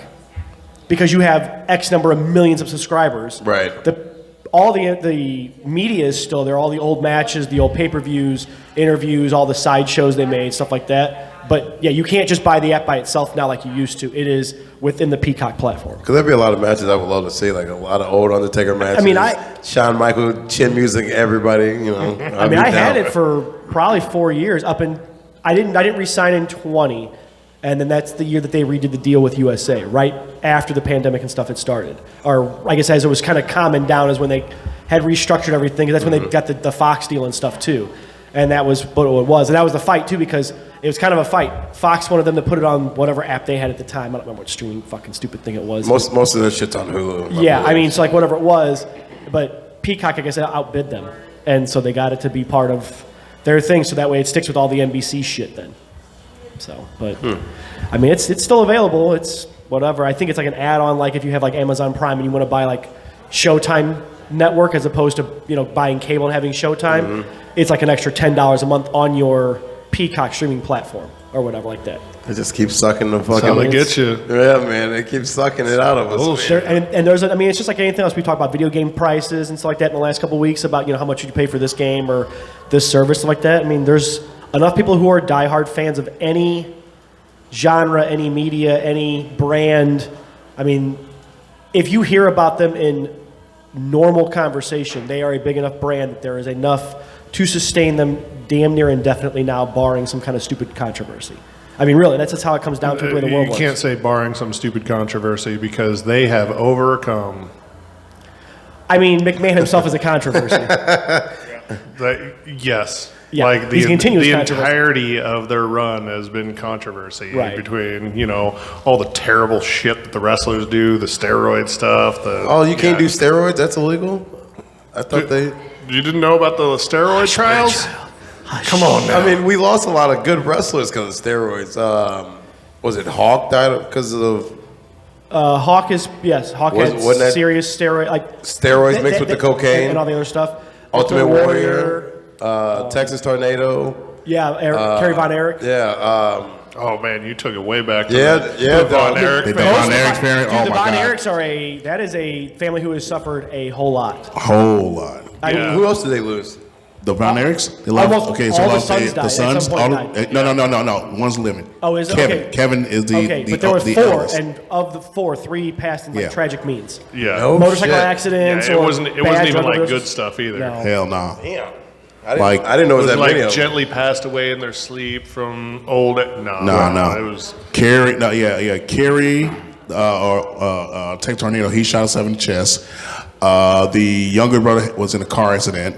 That's the one who lost his leg and still wrestled without his leg. That is right? him. Yep. I remember that. And Texas Tornado killed himself? I thought he OD'd. no, he shot himself in the chest. I know he had a big drug problem. Oh yeah. Yes, it was. Like, he was big in the I cocaine. mean, you got the British Bulldog British from Bulldog, the yep. Hart family. Hart family. There's another Hart brother who's What did he passed die away. of? OD. Odie. Jesus Christ. Basically it's not a speedball. What do they call it when you mix cocaine with like there's Well, much yeah, like, speedball, it's you're like right. it's like a speedball. Yeah, like mixing cocaine with like another hard drug. He just was going hard. You've got the weird shit that happened with Chris Benoit. I mean, that was all Dude. steroid induced. Yeah, Like that's that was all, steroid- that's that steroid was- and CTE induced because of That- the type of wrestling he did and the way the toll he put his body through. What a But then you crazy have the story. ones like, Randy the Macho Man Savage. Having who, a heart attack. Yeah, who I think he died young. Yeah. But, Almost everybody died young. They like none He of died them in other than 2011. other than right before I moved to Florida. Yeah, he died in 2011. other than the Ultimate Warrior, nobody really lived past I want to say like 50. I mean, it wasn't because of drugs. Five, Razor Ramon something. passed last year, and he lived a hard life for Scott a Hall. long time. Yes, Yeah, for Scott a long Hall was- time. but And he turned around. DDP got him turned around and stuff. But I mean, he put a toll, like a Mick Jagger level toll, on his body for a decade plus. Yeah. And even with him trying to come back, I mean, a redemption story in the same vein would be Jake the Snake Roberts. He's still kicking. He's in AEW. Yeah, you want Is to he talk really about a still- tragic Yeah, story. he's If a you ever- manager for this guy called Lance. What's his name? Lance. Lance Armstrong? No, it's Lance something, but he's the Murder Hawk is his name. Like it's like his character name, but he's his manager or whatever. I mean, he still talks and he's still. I mean, he says some shit, and you're like, wow, that's some creepy shit, man. You still got it, dude. You still got that voice. You still got that stare that he does. Mm-hmm. He still has whole demeanor, even being an older man. I mean, he was on the verge. DDP saved his ass too. Isn't Lex Luger's like? Yeah, but that dude, that poor dude was cursed from the beginning. Yeah. If you ever get time, and I ain't gonna go into it now, look at like his dad, Yeah. Jake the Snake, Whoa. and how all that shit went down. What was wrong with his dad? I don't remember the exact story, but his dad basically went on a date with some gal and then raped her younger sister, who was underage, what? and ended up marrying her, and that was Jake's and mom. then that's oh yeah. I snake. don't Where- quote me. Allegedly, Where because I don't know exactly. Where did you find this out? Is this on a? he fucked an ostrich allegedly. Shit, it's probably, if you go on YouTube, I'm pretty sure you can find that. Yeah. What a crazy story. Hey, the internet provides. I'll tell you what. I mean, if you want Yeah, to shit. learn old stuff and you don't have to like buy a streaming platform, wrestling bios on YouTube. as It's- well it's- as it's- A&E. There's Yeah, one but on, I mean, it's like a weekly thing. Wrestling Bios is a YouTube channel. That guy has hundreds of videos Yeah, on he did, specific yep, wrestlers yep, you're and right. like the ups and downs and stuff. there's one on Hulu I started watching a little bit. Kings of Rings or something. Yes, from Vice. Dark Side of the Ring. Yeah, Dark Side of the Side, Ring. That's yeah. what it was. Yes. Yes. Yeah, I've you've seen a got- couple episodes. Yeah. of I mean, those. you've got Roddy Piper had. I mean, he did pass more of old age when it got down to it. He was about- pretty close to doing some. Mr. Perfect was cocaine too, wasn't he? I mean, there's Rick Rude, fucking. Ravishing Rick Rude. I mean, all the guys that we basically would have watched in the 80s and In the the early 90s, 90s, right. unless you still see them around, like Sting, Hulk Hogan, Ric Flair, a lot of those guys of that generation, they took it too far, essentially. Like their steroid body couldn't handle what the fuck they were doing on top of steroids. All the extra drugs and the the And the cocaine and the partying, right. partying and the drugs and the drinking and just the road life and stuff like that. I mean, it takes a lot of them out. I was just trying to be a limousine riding, Jet flying, wheeling, dealing, yeah, son of a chick gun, stealing, right. son of a gun, baby.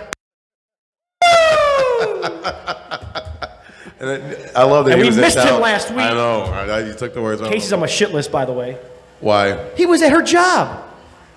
Yes. He was at because she went to Car Shield. April said that last That week. Davey, before he went to the fucking hockey game last week, he went to Car Shield, Went to Car Shield. and was walking around the He was fucking walking office. around. Right, he is a fucking front He's man the for spokesman. Yeah. him and O'Reilly. She didn't know who he O'Reilly fucking and, was. Barone. She had no idea who he was.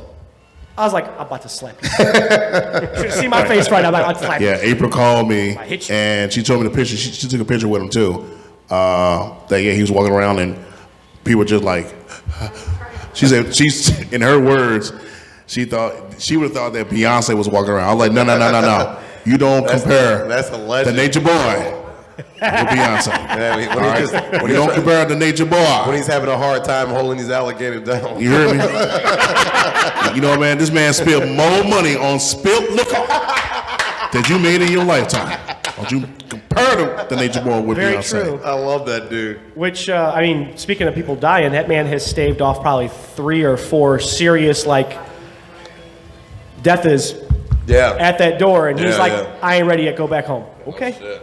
I mean, in the last couple of years, he's staved off serious stomach problems and heart issues, and Yeah, wasn't it just a couple months ago he was having breathing problems? So yeah, he's lived the rough one, he's man. still wheeling and dealing, baby. Yeah, wheeling and dealing. But while we're on the wrestling talk, I think next week I'm going to try and make sure John gets on, because it'll be the Monday before WrestleMania, basically. Yeah, and did you not see his Facebook?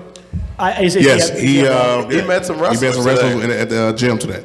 Did he? Okay. I haven't been on Facebook today.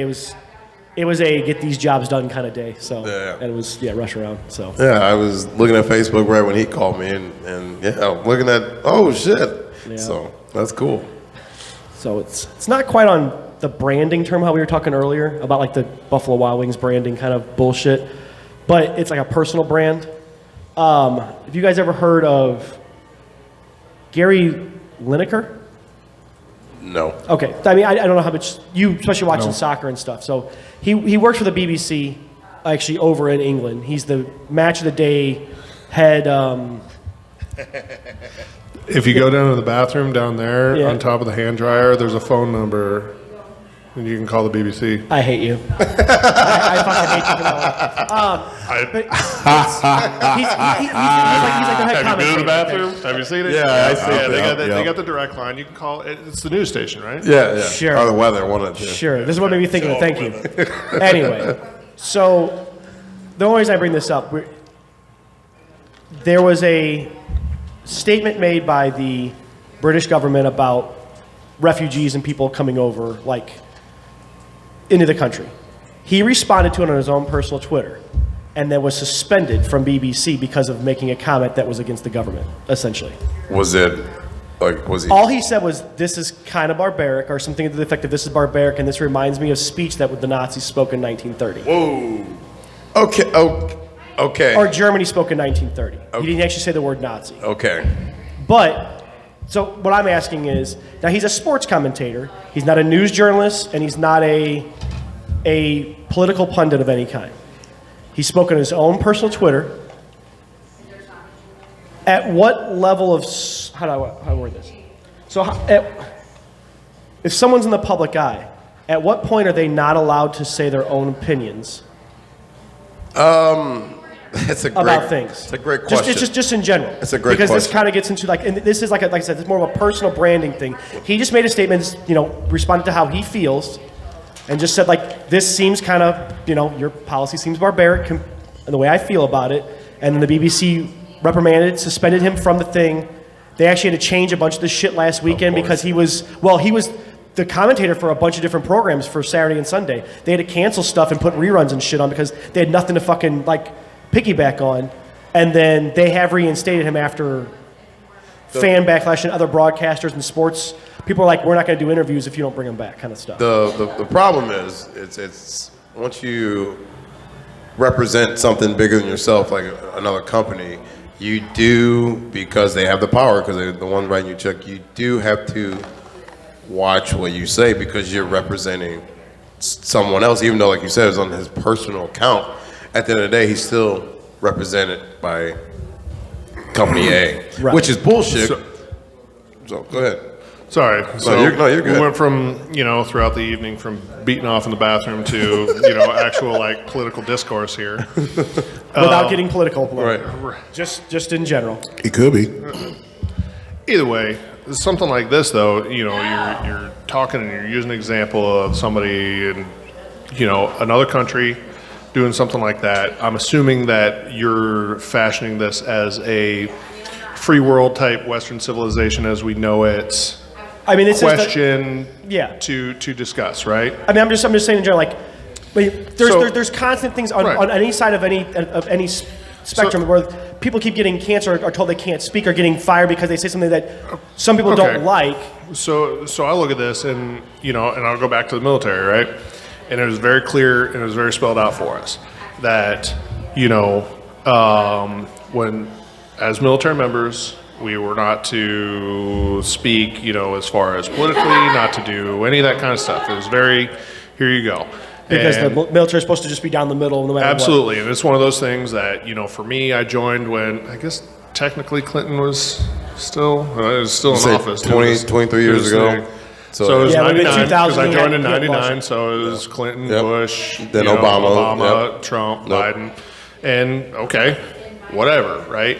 But you were allowed to do things as a private citizen. But there were also restrictions on that kind of stuff, right? And it was very, very explicitly spelled out. Said, hey, if you're a member of the military, you're not going to do something, in what's deemed as a hate group or do stuff like that. There's certain things that you can't post. If you post, if I just went on my personal Facebook and started posting stuff or anything like that that was outside of whatever was what they consider the norm explained. or whatever. They outlined that stuff. They said, here you go. Here's the the types of things that you cannot affiliate with or express or this and that. You get your ass hemmed up. Okay, so you just don't do it. And it's one of those things that obviously it's a federal agency. It's part of the Department of Defense and stuff like that. But they were very clear on being able to say, here you go. Here's our standards of conduct. Right. Done. Well, they kind of Now, own were you. you? Oh yeah. You know what I'm saying? Like- they very much do. True or false? Like, you can't go get a tattoo. Like, at the boot camp or whatever, like, you can't get new ink. Is that true? No, you can, but there's restrictions on it. So like nothing above the collar, nothing below the wrist, that kind of stuff. Now they've changed some of those regulations over the years and stuff like that. Now, when some of these companies say, whether it be for the BBC or whether like me as a future employee of Anheuser-Busch, if I'm going out there saying something that's against whatever their policy is, and they explain to me that, hey, this is our policy, this is our stance, this is what we do, if you stray outside of that, then there could be disciplinary actions.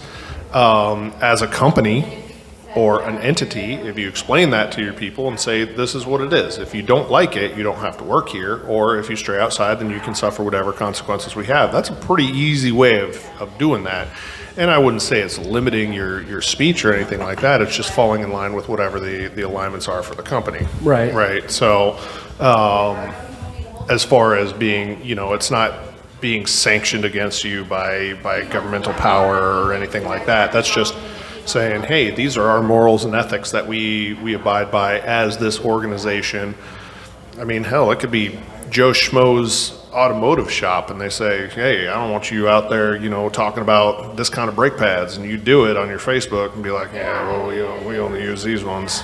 And be like, fuck you, you're fired or you're suspended or something like that. Right. So, I don't know. Right. It's one of those things that where we fall into this kind of trap is having the understanding of what the dynamics are, and we don't ever think of what the morals and ethics, what the guidelines are, what a company has. Obviously, BBC is completely different, and I don't necessarily want to touch on that because that is something that's Sorry, I thought you were making a joke there. No, not yet. Now, I'm not going to touch on that. Gotcha. See, there it was. There we go. There's your sign. But, shit. No, I got you. I got you. I'm a dickhead. I got you. Is that another BBC joke? Maybe. Anyway, I remember. Sorry. Yep. But what we fail to see is from the outside what is being talked about within the company. You know, we say, hey, this is Anheuser-Busch, right? And I'm just going to use that as an example because they've been very clear at what their, you know, their what their expectations directions, are. what their expectations, all that kind of stuff, which I truly appreciate. But from an outside perspective, you don't get to see all that kind of stuff. You figure, hey, they make beer. Cool. Who gives a fuck? But when you get in there, they're like, hey, we like, you know, this kind of stuff. We wanted to have our communities, our diversity, all this, you know, all those types of things lined out. So you know exactly what their company ethics are and where you're not going to stray outside of it. And so us as people, we see these kind of news stories and we're assuming that whatever that company's ethics are, but it may not be true. Right. I will say personally, in this case, they should have had something in lines in his contract, well, in the contract, not to speak on some shit like that. So if there is no, you know... Well, so there is something at the BBC that says news commentators, political pundits, people who speak to the broad media, like in terms of news stuff, Right. are not allowed to place their personal opinions on anything. It doesn't specify anything about sports commentators and analysts specifically. And that's where I guess that's where he was coming back was. So he was in the gray. Yeah, like I'm not somebody who is watched for a political comment. I have a Twitter. I made a comment on my Twitter, whatever. I get it didn't put the government in a great light, and the BBC is essentially an auxiliary arm of political. I mean, they are the British broadcasting company. They're essentially subsidized, I think, by the government out there. Is that right? So I'm not going to go into it. Okay. Nope. Okay. Nope. Not today, devil. But I mean, it's like I said, that's essentially why I guess where his side is, that he doesn't fall under that guideline because he's not that kind of newscaster. I'm not that kind of newscaster. I'm not that kind of boy. I'm a real boy. Oh, Lord. But it's almost, don't get it wrong, like, you should have free speech in which he has. However, like, why, it's almost to the point, like, why even put yourself in that position? Excuse me. You know, knowing it could be a backlash about that. Or did he not, do you think he knew something like that was going to happen? Like, don't get it wrong, you know, we all going to say shit that we want to. But if we're under a certain brand, like, you know, ABC, CBS, Paramount, Nickelodeon, I don't care. We can't really, you know, or shouldn't be saying a lot of shit, I won't say out loud, but to a point where it is, you know, transmitted into the media world, Facebook. Well, that should all be controlled by whatever the private entity is. Yeah. If it's Nickelodeon and they say, hey, you know, we're cool with X, Y, and Z, but not A, B, and C, all right, they're a private company. Right. There we go. They can dictate and outline whatever their their own internal ethics and morals are. Yes.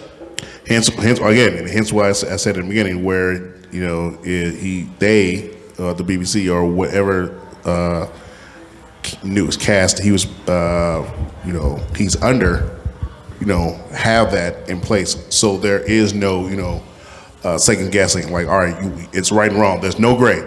You fucked up. No. You know, yeah, you fucked up. You'll be suspended. You'll be reprimanded from it. So, again, my 2 cents on it. So, I mean, it's just one of those things. I mean, you know, I have no rhyme or reason. I mean, I've never even heard of the guy, honestly, beforehand. I've probably seen him once on TV, watching a pregame before a soccer match. But just one of the things, you know, thought I'd ask. Kind of stuff, you know. Cool. Stir the pot, maybe. Yeah. Buzzkill. Not a buzz. I mean, well, you want a buzzkill? No. You were saying about putting yourself in a situation. Do you guys know who Carson Briere is? No. No. His dad is the. I'm just asking. I don't know how much news you guys watch. Maybe you heard about this.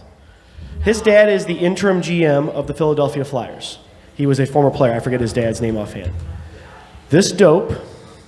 Nope, sorry, we're dopes. This idiot was caught in a bar outside of Mercyhurst University. I don't remember where that's at offhand. But he was caught shoving a wheelchair down a stairs. Oh, yeah, I saw that. Was someone in it? No, someone wasn't in it, but the girl had to be walked, like her friends took her downstairs to the bathroom because the bar didn't have bathrooms upstairs. Him and his buddies and other people had walked past this thing a couple of times. They sat in it a couple of times, and then before he walked into the actual bar area, he just pushed it down the steps and trashed it enough to, I guess, to the point where it didn't work anymore. I mean, I don't know. I didn't see the end of the result, but, I mean, he just tips it over and knocks it off. And obviously he was caught. Was... Because everybody's got phones. I mean, well, there was a security camera right in the fucking corner watching him do it. The bar security camera watched him do it. Look at it and fuck with it and then see ya. Yeah, that's not a great look. So he got caught and he was public enemy number one for a little bit, and him and his dad had to make a statement and kind of shit, but he's like, well, I would never do this kind of thing, and it was a bad set of judgment and whatever, yada, yada. And then come to find out that the Sun Devils, when he played hockey for them, had to kick him off the team because of bad behavioral conduct also. Unbecoming of the team. Oh, he has a history. I thought he said he don't act like that. Well, that's what I'm saying. He lied. When you got money, you got a PR guy. Listen, you get some lawyers, And you need a PR guy. Daddy's money. And then you get that guy over in the corner who just comes out and says some things to you and then goes back and nobody knows who he is or who he works for, but he's just there. Right. Yeah. You need a no guy. The poors don't have PR. Yeah. Yeah, you need a no guy. But hey, this is not a good look if this gets caught on video. All right, you're probably right. Just saying. Yeah. Here, read this. Right. But I don't want it. Read it. Right. My bad. Right. Exactly. I made a mistake. I would like to thank the Academy. the National Association of Crippled People and Oh my God. You definitely can't say that. and hope for We're their canceled now. and hope for their Hand him apologies. the plate. Tell him to read that.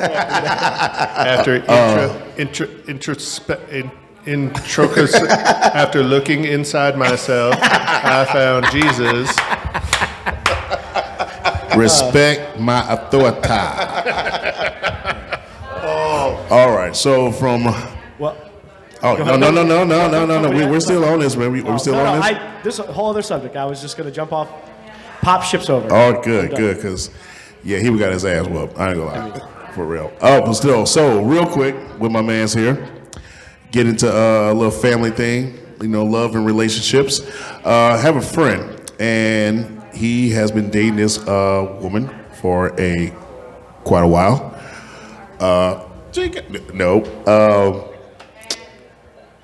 Been dating for a while, and they decided to, take it a next step further. And Get a dog? No. Holding hands, motherfucker. You're not going to take steps. Close. Actually, it's close. They're going to hold hands all the way to her house so he can meet her kids. My question to you, Master Sergeant, stepdaddy, daddy, what is the appropriate time to, in the dating world, to honestly meet the kids? I am definitely not the right one to ask No. for that. You a motherfucking lie. No, I am definitely the wrong. No, I'm going to tell you right now, I'm the wrong one to fucking ask for that. All right. So Master Sergeant? I never met the kids. What about the kids? I met my wife. She was my first and only. I love you. That's cute. Don't stab me. But my dad raised my brother and I, and he ended up getting remarried. And let's see, he dated for, I'd say, a good year before we even knew about her. Damn. Let alone, oh yeah, he was real cautious, making sure that she wasn't gonna come in and fuck up what we got going on. Right. So I don't, and it's funny when it comes to relationships and it comes to stuff like that. I personally believe that every situation is different. Yes. Situations are situational, and like it's one of the things that the length of time that my wife and I dated and what we did and stuff like that is completely different than any other situation. So I don't think that you could really put a time frame on it. I believe that it should have to go with commitment and understanding. Because when you're talking to kids, and I was a kid at one point in time, you introduce somebody new into life, there's an expectation that you have there as the kid. Yes. That, Especially if hey, mom's still around. Yeah. Yeah, this person's either going to be around, or this is going to be the auntie and uncle that come around, you know, and then rob you at the ATM for $12. Right. So that's a really tough one, but I think that it should be gauged off of understanding, maturity, and level of commitment that you're willing to put in. So I get the maturity part, but I also do with maturity is more of the kids beating the age, and if they are, to me, if they're above the age of, let's say, 12, 13, I would believe if you're dating 3 to 6 months within dating, you should be able, to meet the kids, meet the kids and everything. But however, if they're younger, of course, what you say, a year, I can see that. 6 to 8 months or, to a year, I would go with that bar. But anything, lower than that will be questionable. Because this is not the 20s and 30s where you can meet a girl and then 2-3 months later you're gonna marry her. Courting. Well, back in the day, you need to get a woman in the house to do the woman things in the house. Right. Obviously, times have changed, and that's not exactly the way that things are happen in all of the households. Everybody has their different kinds of households and stuff like that. So I just think that it has to do with, like I said, commitment, maturity, all that kind of stuff. Because if you're willing to commit after 3 months, 4 months, stuff like that, and you're that type of person, and both of you get along, you understand, but just know that abandonment's a bitch on a kid regardless of what age. It doesn't matter. And so having that understanding that if you're going to be there, be there. If you're going to be introduced, if you're willing to take that step and say, hey, listen, I want to be a part of this relationship with you. You're not just in a relationship with her. Right. You're in a relationship with her with the kid, and her kids right. and her ex Yep. and all that kind of stuff. Gotta be cordial. You can't just be like, man, that Saturday night when you got a babysitter, that's good. No. If you're gonna go in, you got to understand you're gonna be part of all Yep. All and this. so I, like I said, it's all a matter of who you are and what your end goal is, right? What's your end goal? Right. If you're just there for those Saturday night rendezvous, babysitter parties, rendezvous. well, there you go. Then you seeing pictures is fine. Right. Cool, your kid's cute. Flip Next. them down, but but if you're willing to take that step and be committed to Right. your partner and go in, then yeah. But remember, you got to deal with her kids, her ex, her ex-in-laws, all that kind of All that stuff. shit. It all comes as a package. And not saying that every divorce or every split up and stuff like that is an absolute Florida meth-fueled train wreck. Man, he went there again. Yeah, no. I will. Well, why not? I lived in Florida, and it's fantastic. But yeah, I What definitely. part of Florida? I was up on the upper panhandle, not the lower panhandle. The upper panhandle. Where He was in the central Yeah. time zone still. Yeah, where anywhere from Pensacola down to Tallahassee, it's that long skinny piece that runs there is also split in half. Anything above I-10 is lower Alabama. Anything below I-10 is military, retirees, or trophy wives. I like It's the base of the nutsack if Florida's the penis. Okay. Yeah, but it's been castrated. Oh. Too many steroids. That's why it's all Clip flat. 'em off, just- yep. They're It's not- juicing. It's not a bump. They're juicing. But yeah, I Daddy? definitely agree.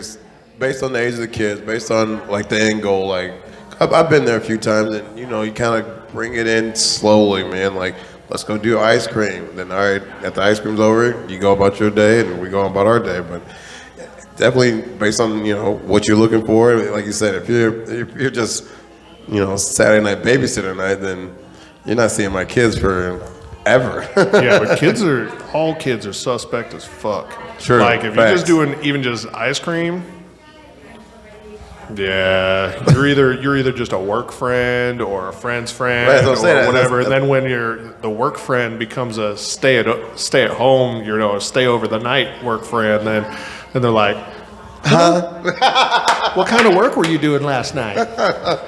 I was doing some drilling. On the workbench. You hear me? Okay? I was doing some drilling, baby. I had to lay some pipe. I'm a pipe fitter. Yep, stepdaddy can't stand me right now. That's when you hit them with the D's nuts. Just getting ready for that union work, you know what I'm saying? But no, that's what's up. I appreciate your opinion on that. Yeah, like I said, me personally, it just to me, me personally, depending on the age, honestly. Yes, maturity of the kids as well as. I wasn't talking about the maturity of the kids. I know. I'm just saying. No. I'm saying me. Oh, for yeah, me, yeah. me personally, I believe it's the maturity of the kids and everything. If kids are like 15, 16, of course you want to develop. If you're going to be in this long-term relationship with that kid's mother, of course the kids are part of the deal, but not automatically. You want to romance and entice the woman to like, all right, you believe in this is going to be like, all right, cool, this is going to be my next wife, or in this case, in this case he wants to. Me personally, from him talking, I can't really say who it is, but again, the kids all are over 15. He's been to her house before, but the kids were never there. But since he's been there and they've been dating long, all a good time, thought it was a good chance for him to meet the kids, meet the family, and see who this mystery man that mom's been dating. Right. And well, when it comes to a lot of that stuff, see me, I'm a personal responsibility. I believe that it all comes back to personal responsibility, right? Whatever your responsibility is and stuff like that. And if all the kids are over 15, then that comes with its own set of challenges in and of itself. And so long as he understands what those challenges are going to be, you're not going to get all the gritty details, because trust me, teenagers will fuck you up. Little kids will fuck you up. Savages. No. I know. Savages. Don't get it wrong. Like, Lawless. Teenagers are motherfucker, but you like say, adolescents, the kid, little tiny whinies, them motherfuckers, boy. Oh my God, they tell like it is. Yep. Like, your teeth yellow. Fuck you, little Adam. Your mama liked it. Good God. My God. I'm just saying. Your Up until teeth. just recently, I still got the business from my aunt, and I love her to death. I really do. My Aunt Lisa, she's wonderful, but I don't remember it, but she remembers it. Like, I was a little kid, because me and my cousin, her oldest daughter, were the same age, a month apart, and then she had a younger daughter, and apparently right after the pregnancy, as people know, women, they get the pregnancy weight and this and that. Well, she had the baby, and it was shortly thereafter. And apparently, I told her that she looked fat, and that Savage motherfucker over that here, isn't he? affected her. And didn't shoot your ass? I was like 40 years old, and she's like, "You remember that shit?" I was like, "No, I don't remember that shit." She was like, "I'm still mad at you." I was like, "Damn, I'm sorry. I didn't mean it. I didn't know no better. Good fucking God. Like, I was 4." Well, goddamn. Still mad at you. That's funny. Wow, that's Yeah. So little kids, They are savages. No, yep. The teenagers, like I said, they're just lawless. Yeah, different. Lawless. Yes, lawless is the word. What else you got over there, stepdaddy? I was just going to ask a quick question. Go ahead. Yes, sir. Go Any ahead. y'all listen to vinyl nowadays? Man, I haven't listened to vinyl in Listen to last Wednesday. 20 plus years. 20 plus years?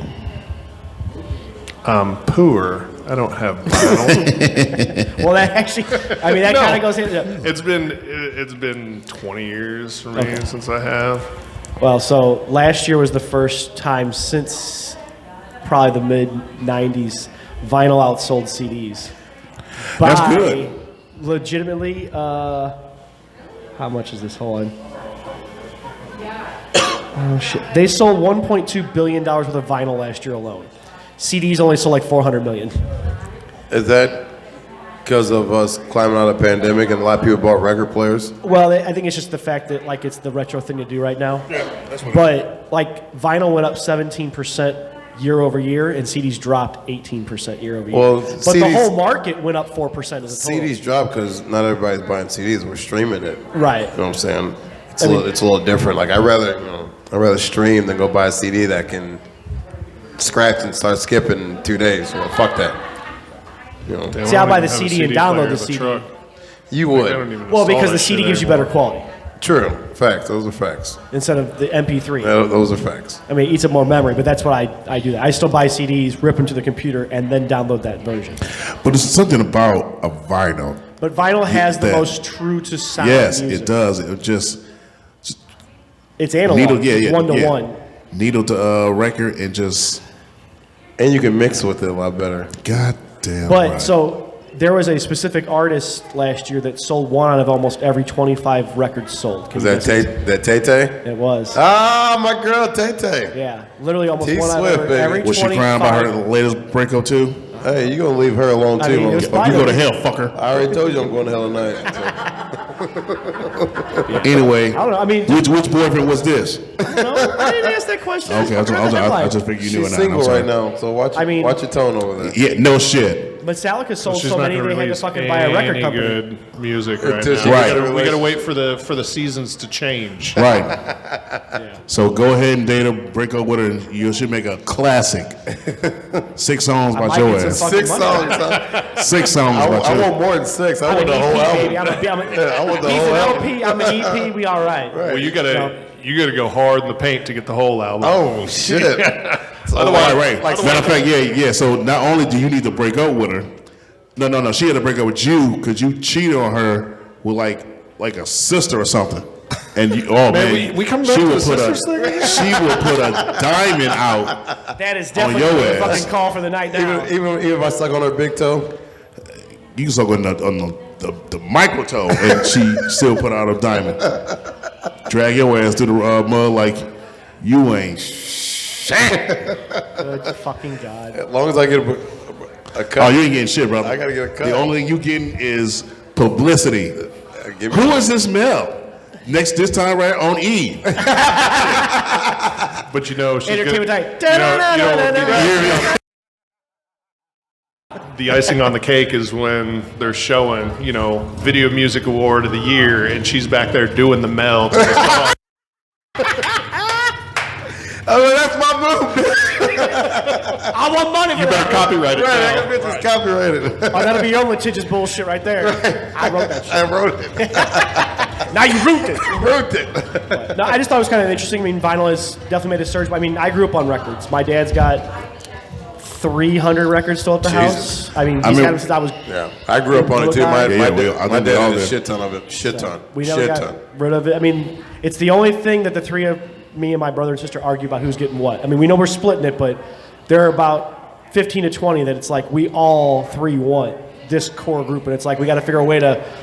Is there some Rolling Stones and all that shit? It's actually more comedy stuff. He has Oh, some really? original pressings of like Steve Martin and Torch, George Carlin. Everybody say loves Carlin, Carlin. yeah, everybody loves Everybody Carlin. loves I mean- Carlin. Any prior? I think there is a Richard Pryor in there. He's probably got about 5 to 10 fucking different comedy albums. He's got 4 or 5 George Carlins, 2 or 3 Steve Martins. He's got a couple of Spike Jones, some other random like silly ones like radio programs that were put to record and stuff No like that. shit. Yeah. That would be kind of cool I to mean, have. so I mean, Wait, Spike Jones from like Jackass? No. Okay. Spike Jones was a old radio personality back in the 30s and 40s. Okay. It's actually, I mean, to me, like we grew up listening to this every fucking weekend. It is some funny shit. Like it is just like you have to imagine like a radio program, you have to entertain people without the use of visual aids, and so you're making noises with coconut pieces and fucking slide whistles and shit like that. And like the Stooges, a slapstick. I mean, so yeah, imagine the Stooges, but without the visual part of it. Gotcha. So that's kind of what Spike Jones was. It's funny shit to me. I mean, it's really goofy, but I don't know. Just like I said, growing up with that stuff, and I'm still around it. The stuff's still down in the basement. We bought smaller record players that can be moved upstairs. Since my dad can't take the stairs now, I can grab records for him and take them upstairs, and he can play so many at a time or whatever like that. And they look like old, like little, old time radios and stuff. That's it kind of dope. reminds me. Yeah. I mean, both my grandparents had big giant ass fucking record players that were like whole sound systems to themselves. Like, they were like the size of this fucking table. Record player would be in the middle, and there'd be two giant speakers on either side. Yeah, right. There's a whole furniture fucking piece to itself. Yeah, my dad had one that was heavier than shit to do that stuff. I mean, I don't know which one of the fucking aunts or uncles got that motherfucker. I'm jealous of that for sure. I ain't got no place to put it, but I'm jealous of that. Protect that needle, baby. Protect that needle. So. You ain't lying. You'll fall straight through the floor of your single wide. I reinforce that bitch with them 2x4s. There you go. Say straight through the floor, the single wide. Double wide, right? Double wide. Single wide looking for love, remember? Yeah, okay, never mind. My bad, Pimpin. My bad. I mean, when you're right, you're right. I mean, when you're right, that's you all the are right. bullshit tidbits I had. I just random fucking stuff to, kind of throw in the mix. I'm good. I love it. Yes. Well, real quick, before we leave, let's get into sports. Get to the sport dork. You know what I'm saying? Uh-oh. Another great weekend for the city of St. Louis, money-wise and, attendance and, There was only 60,000 people downtown. Yeah, that only ain't nothing. 60. It ain't nothing. 1/5 of the entire fucking city, essentially. So I'm not from here. I born and raised, grew up in Colorado. Oh, wolf. So I heard rumors that St. Louis wasn't a football town. Is that right? Yeah, there's some bullshit. Yeah, there's some bullshit rumors about that. We can't support This motherfucker told me my first football game. we can't support a professional football team. We sold out back to And back. yet we continue to put up numbers Basically carrying all the the league. damn time. Dude, I was impressed. We went, took in Home the opener. opening game, and it was awesome. It was cool. Oh, the Battlehawks? Yeah. Yeah, Daddy was there. Yeah, he was down on the 300s Yeah. and stuff, and then we were up on the 4s. Yeah, we're Yeah. Our seats were better, fuck you. Yeah. I could see the entire field basically sit where I was at. It wasn't a bad field. No, there really Bad isn't. seat. no. So that game had 38,000 sold out. Past one was 35 something. It And was yesterday, this Saturday was 35. 36. Okay, so 36, so and that was sold out because they only printed 36,000. Yeah, they didn't open as many up on the 400 as they did for the home opener that we went to. Right. Yeah. So back-to-back sellouts. I think we can support a team. I'm just saying. we can. And again, this is all again, like we talked before. This is all about corporate greed. We told last week that the two past teams left St. Louis when they say we couldn't carry a team. And come on, first of all, the Bidwells, let that speak for itself. All right, let that speak for itself. Fucking Bidwells. Anyway, Kroenke and his cohorts. He can eat 3 bags of dicks. Right. He's your boy too. Hey, No, he probably Yeah, he knows it. He knows he is. listen, Listen. Look at his cheek ass smile right now. I Listen. love my teams. It doesn't mean he I love owns my owner. Yeah, he owns all of your teams. Yeah. Yeah. But we understand. And now that he's in bed with the Waltons, and they got some Yeah. kind of I They don't got know. with- Somebody invited a sister in with the bedroom kind of thing, and now they do You hear me? that. You hear me? Look, And now that yeah. So now that my Broncos are owned by apparently, We're not talking about this. yes. We're just dropping hints. Chill out. Rihanna's not coming here. All right, relax, and now that my beloved Broncos are owned by Sam's Club, and they're all part of whatever's going on. So Yeah. before we before we get into that, I want to talk more about that. So now that We found love, what are we going? let's talk about your punk ass Broncos, and Easy. Because he's a punk ass Rams fan. we got a chip. Yeah. Okay. Exactly. Ball jumper. Anyway. What? Yeah, he's a ball jumper. Any team's high. I'm gonna go with him. Bitch, I've been with Tom Brady for 2 decades. Now he's gone. So I have to find somebody else. And it's not going to be the Chiefs. Not going to be the Lambs. The champs. Yeah, you're right. You ain't the They were champs. champs last year. Thank you. Oh, we were hurt. I mean, it happens. We were hurt. We got hurt. But no, talk about the Broncos and with the hire of Sean Payton and Here's bringing the bounty back. It's funny he said that because the bounty head coach was the DC Penders fucking head coach. yes, he is. Greg Williams is the head coach. You are not lying. So, do you Allegedly. Don't Right. sue me. Allegedly. What the fuck is going on in your throat?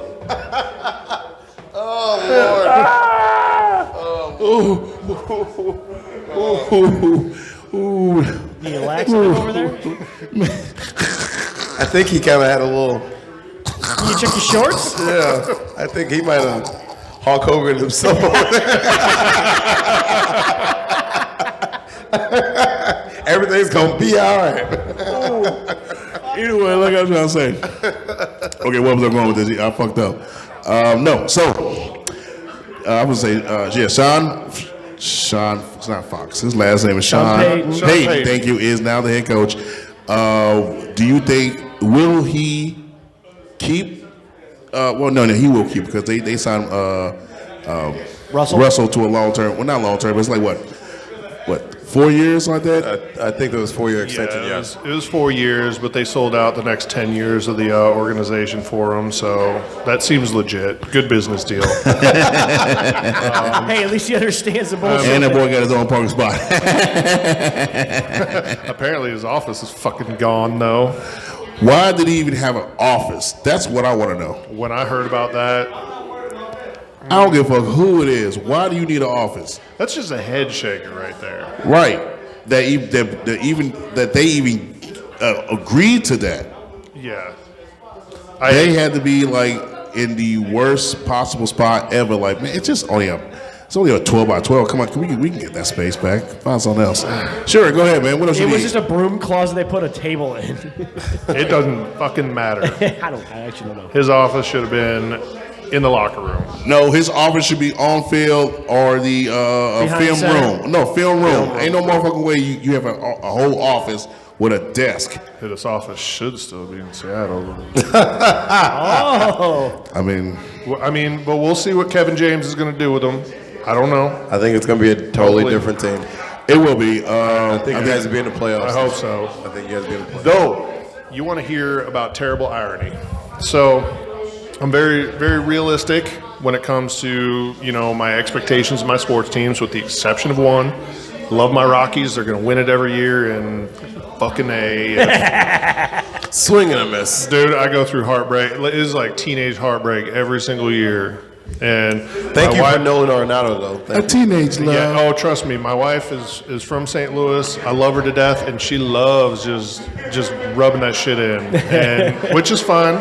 She has every right to, of course. But anyways, I digress. stole from. So the Broncos, just when they signed Melvin Gordon years ago, I didn't like him as a Charger, and I think it goes back to me playing like grown man sports D&D. I was doing fantasy football, and like he couldn't hang on to the football all the way back when he entered the league, and I knew that the minute we signed him, they were like, cool, well, we're going to have 6 fumbles a year at critical times. Yes, I'm so glad we're paying him money to do that. Sure enough, Yeah, he had hand problems. yeah. Then what happens? He gets released, gets picked up by the champs. And I I give him credit because he went out on the social medias and straight up was like, I got me a ring and didn't do shit. Participate in a class project, but didn't do nothing but get the A. But We all been there. Jim? like I said, I got nothing personal against him.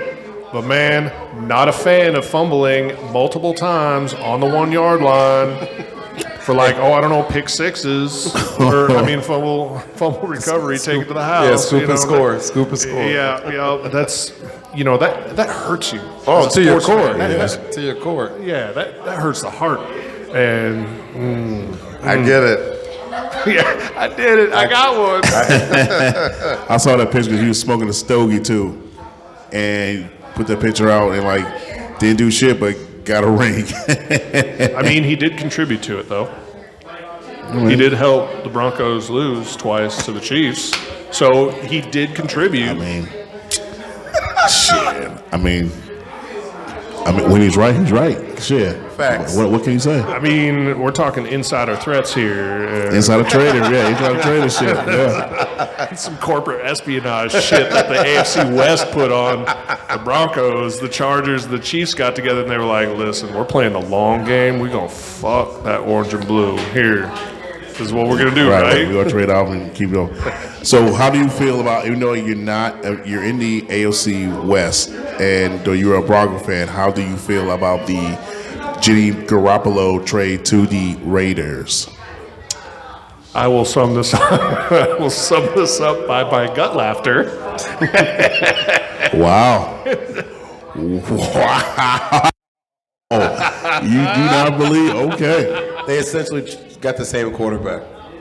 No. A little less eyeliner. No, it just fell maybe out. more. No, they did I not. almost fell to his knees again. No, they did not. No, because Derek Carr can make it through a whole season, can he?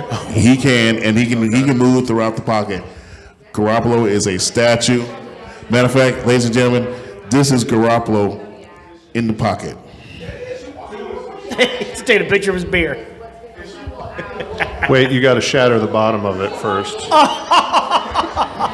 Damn it. God, he's savage today. But don't get around. He's a good QB. He can put the ball and everything, But again, his Achilles heel to me was he's a pocket. He's only a pocket QB, and in today's age of football, you got to be able to move throughout the pocket as well as step up and take off. Not true. So I don't agree with that either. No, it is. No, it's not. Huh? No, it's not true. Tom Brady with the 10 Super Bowls, he's not a fucking runner. Matt Stafford's not really a runner. I mean, he'll run a little bit. You don't need to run. I'm not saying no. I'm not saying you have to run all the time. But when the pocket breaks down and you just gonna stand there and take the hit, or you gonna get 3-4 yards, even if not 5. How many times did Brady get hit?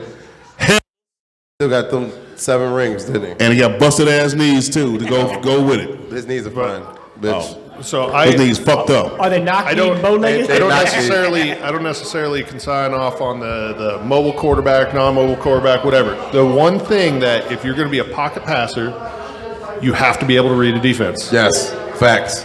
How the hell does Aaron Rodgers do so well? He knows how to read a defense, right? Yep. Peyton Manning, he was still, Peyton I'd Manning say probably within this era, but he could sit there and dissect Probably the greatest defense. one ever. But Tom Brady's one of those, or some. Now, when you can have a dual threat type quarterback and stuff like that, then Lamar Jackson. Okay, so Lamar Jackson, boy, y'all need to invite my wife on here and just say Lamar Jackson, and she's going to school everybody on what's going on. She's a Lamar fan? No, I'm not going to say that she's a fan. She doesn't dislike him. She has very strong opinions about how Everything. they do not, about how he is not an effective quarterback. He's a former MVP. True. He was also the league's leading rusher. Yes, he was. Facts. Because they had He no was help. not the league's leading passer. Facts. Now, put him lined up as a running back and he would get killed. But and I agree, and her and I have talked extensively about this. The Ravens, I don't believe, have cultivated him into being a dual threat quarterback, into making it to where he can read the defenses and be a pocket passer with the absolute threat all the time. That he can use his legs, right? Yeah, of just being, Madden 94, you get Bo Jackson, and there you go. He has that ability, but if you gave him the ability to be able to dissect a defense and throw the deep threat or throw anything or be able to do that from the pocket, he would be the Shohei Ohtani of football. I agree 1,000%. 1,000%. But okay, so I understand what you're saying. However, I watched a game his games and everything. I'm not saying he can't read defense. He just doesn't want to. If his first read is not there, he's taking off. Right, and that's a systematic thing that, if he had a coach and a mentor saying, hey, this is how we can extend your longevity, this is how we can, help the games, because every team has to commit at least one person to him. Yes. So you're deleting a defensive player every single time Lamar Jackson steps on the field there. So you're gaining that advantage, whether he stands back there and throws the ball or not. And if if the coaching staff and if they built the system like that, but they didn't. The Ravens didn't build the system like that. They built the system for him to be able to take that first read. If it's not there, run. That's why they had those jumbo packages with dual tight ends and stuff like that. You don't do that unless you're running up the gut, unless you either have – well, you don't really need that for Derrick Henry. He's just going to mow. He's a monster. He's going to mow over the other children on the field. But when you have that kind of a running back threat, stuff like that. But he is not a bowl him over. So you set up your offensive line to do that, to open the gaps, and then you have, the human joystick go down the brook. But on the flip side of that, these defenses, especially in the AFC North that he plays in, the Browns, the Bengals, as well as the Steelers, they draft for the division. They play this guy, play him twice a season. When they see Jordan Packers, trust me, they're reciprocating like, oh, okay, they act tight end. Let's bring one of our bigger mobile safeties down in the box, and keep him from throwing. Keep him from running. Make him throw. Dare him to throw.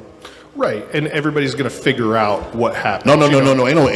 They did. I mean, he's been injured for past 2 seasons? Yeah, they figured him out. That's what they did with Cam Newton, too. Who could stop Cam Newton?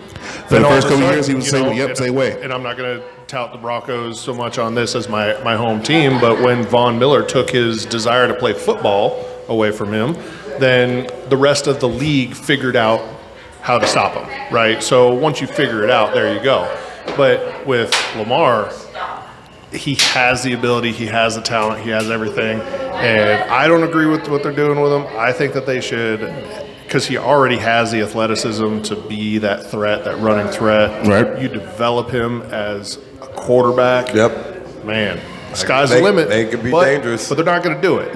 Right. Nobody's going to do it because they just want to say, hey, it's what can you do for me now? Right. It's that recency bias. Which is why he doesn't have a contract right now. Well, $300 million is a lot of cash. Yeah, that's a lot of money. It is. That's a whole lot of pepperoni It pieces. needs to be for the long-term QB. And again, I don't see him being that. He's a superstar. He's a dynamic QB player. Yeah. Longevity is always a game at QB, and he won't. If he keeps fucking around, he's going to end up like RG3. Yeah, and that's a shame. Yeah. Because RG3 was a talented quarterback, but, injuries derailed his career and stuff like that. Yeah. As well as him, quote unquote,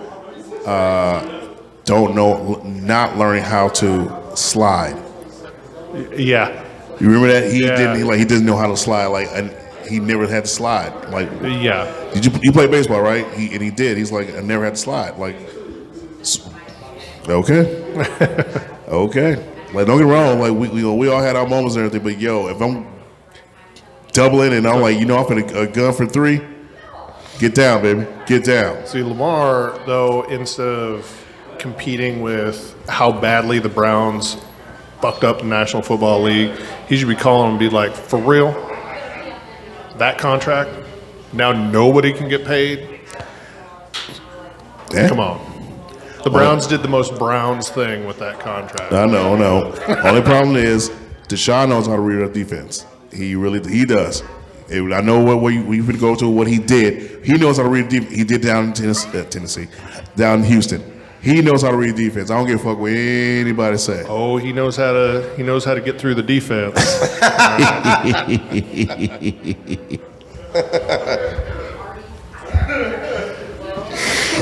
That boy good.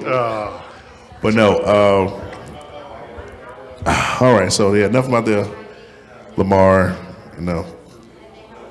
Broncos. Jesus Christ, the Broncos. We're going to be good someday again. I see it. No, don't get it wrong. Matter of fact, honestly, God, I actually had you guys coming in third in the West this year behind, and wow, it was the Raiders first, KC, didn't y'all? No. Take that back. I'm sorry. Thank you. It was the Chargers. Chargers, KC, Broncos. No, I take that back. It was, Broncos and the Raiders. Yeah, you're right. Yes, it was. Thank you. I remember that. Yeah. Hackett was the worst. Jesus Christ, why did y'all even get that motherfucker? Out of his depth. How do a team get better when with an interim older coach as the interim coach, head coach, and the team you guys went on a run the past 5 games once he left. Yeah. Like Russell looked like Russell. Seattle.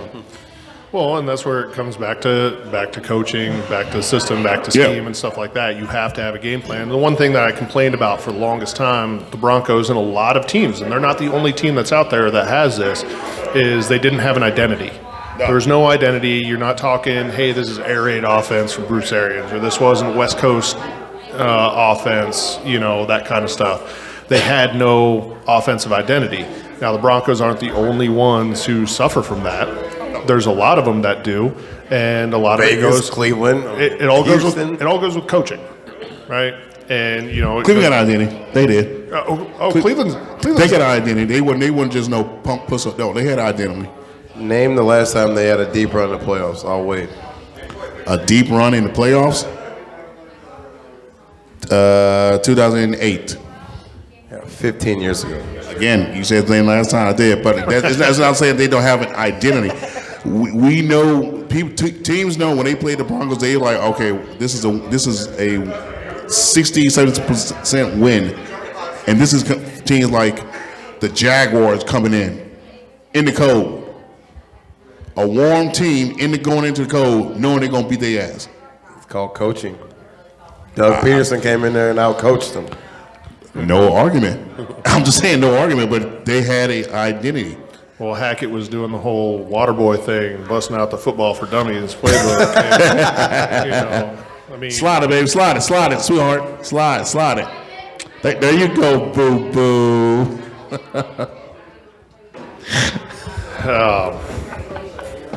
But yeah, there's a lot of those teams. Wish that was caught on film.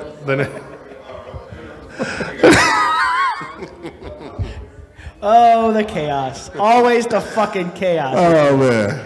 All right. That's right. I'm going to hell. I already got a bumper pass. I already got my passport. My ticket I'm just waiting for you to punch. You want a Red Horse bumper sticker for that, too? No. I'm good. He got plenty. I'm good. He got plenty. I know he does. He good. But no, you were saying? Just about coaching, stuff like that. You got to find the right coach, you got to find the right staff, you got to find the right system that goes into it, and the players to fit within that. And you can build a system around players, but you should help fit players into a system. Well, that as well as pick the right players to fit your system. Again, I remember when. Again, what you said with, Cam Newton when he went to Pittsburgh, New England. I'm glad that man got paid. However, I'm like, that was not going to work. It's not going to work. One, he cannot literally step back and throw the ball. And the killer part about all of this, the boy has a cannon. He can throw it. He just can't sit back like, oh shit, I got the open safety. All right, with that safety open, or he's charging down, or sliding to his left. Let's move that. All right, let's put that ball right there. He'll see like no, and try to take off. Right. Well, you look at the systems they had for so long.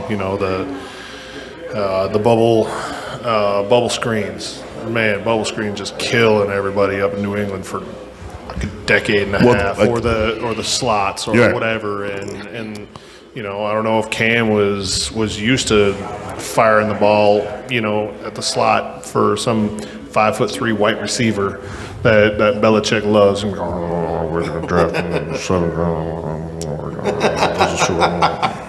You're going to sit in the slot.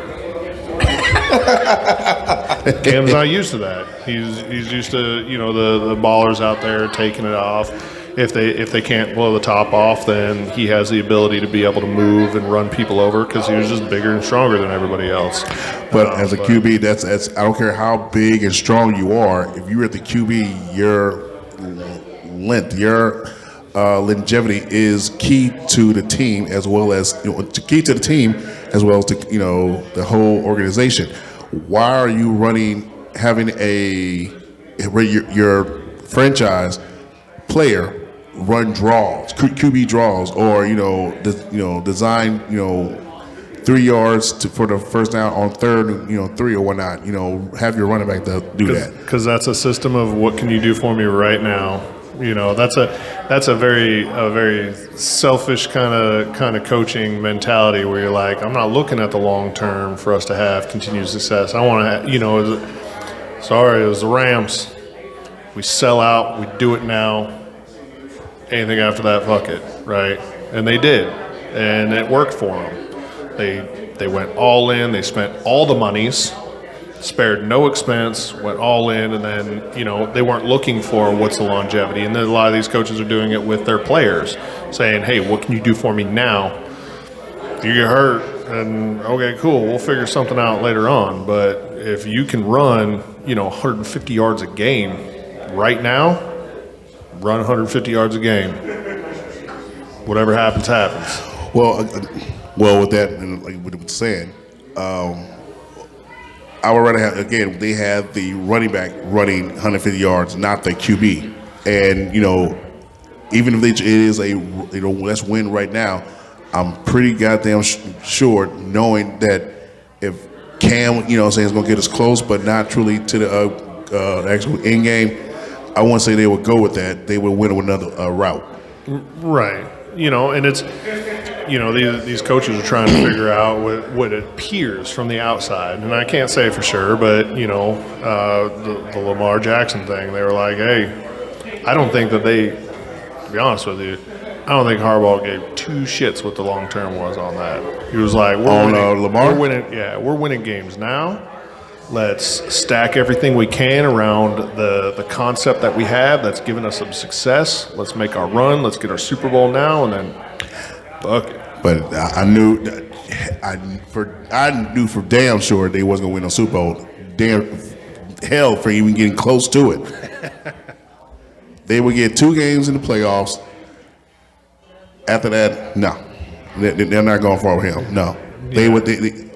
The smarter AFC teams, at the time, who the Bills, the Chiefs, hell, I even give it at the time when they played the Titans. That defense not gonna let him run on him. They're gonna dare him to throw it. Like, no, you the best QB, you throwing us. You ain't running. We got some defensive ends and tackles that would love to put hands on him. Bless them. Bless them. He didn't have the black and white protection of Tom Brady. Right? You can't touch this. Right, can't touch it, baby. Can't touch it. It was so good to see his body slam. Oh man, it was beautiful. Man, you about to get body slam yourself? Look at that look. By whom? Stared at. By Body daddy. slam by who? By daddy. You in what army? I don't need no fucking Shit. bitch. Oh, I mean, he's Air Force. That's your armor right there. You gonna need more, but he's there. Need more. For fuck's So I ain't got nothing against Tom Brady, but he did take a lot of happiness from a lot of people. He stole it.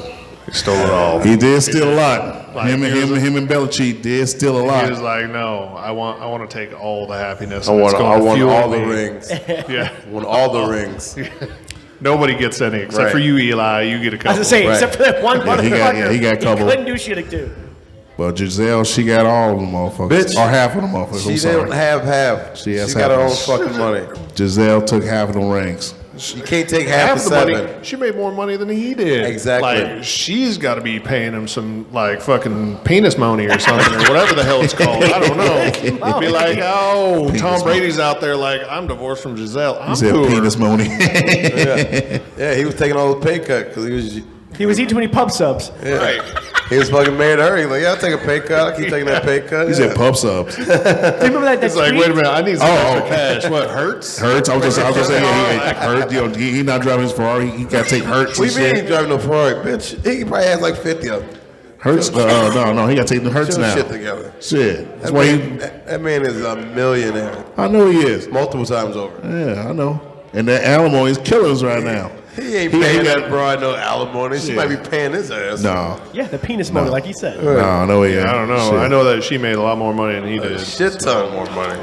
Yeah. He's supermodel money, man. He That's- did it. Yeah, he did the whole like Uggs and marry for money, learn to love kind of thing. you And heard me. Hey, facts are facts. is that your life philosophy? Hey, I'm just saying. Marry for money, learn to love. Right, exactly. That's why I married Carrie. So, you know, we'll figure that shit out later. Fucking brother, I'm done. So speaking of which, yeah, we gotta talk about Carrie Dow. You keep it up. See that beer bottle? Yeah, It's gonna be right outside that cranium. you gotta get to it first. As soon as you reach, you get this motherfucking mic dead to your face. Flip the chair, flip the motherfucking table over and run like hell. No, like I ain't gonna this. run. You do it again.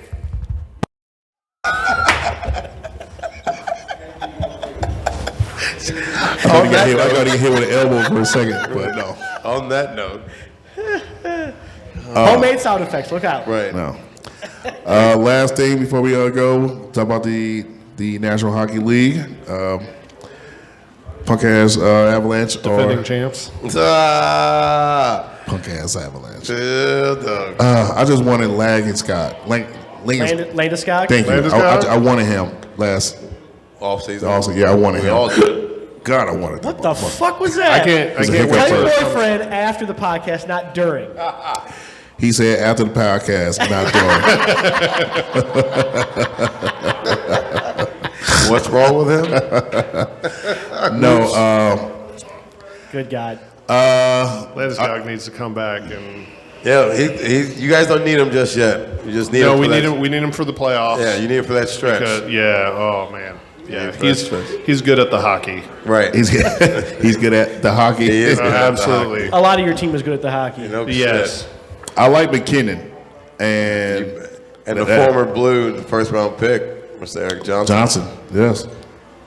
Yeah, OEJ. Yep. And see, I can say that I do for my wife, because again, I love her.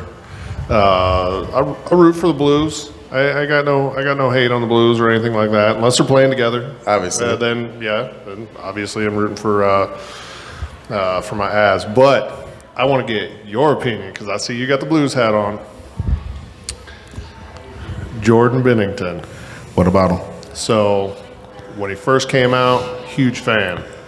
Great, deserved it. You know, I did laugh the other night. The Avs put up like 7 on Jake Allen. Yeah, former Right. Blue. Oh, with Montreal. Yeah. Yeah. But Bennington. But what has gone on with his attitude lately? And this isn't a new thing. No, and it's not no. a one-off It's thing. been going on for a few years. Yeah, he's He just- like after his run, and he I'm got over he got it. some chip, and he's like, what do you think? He's passionate.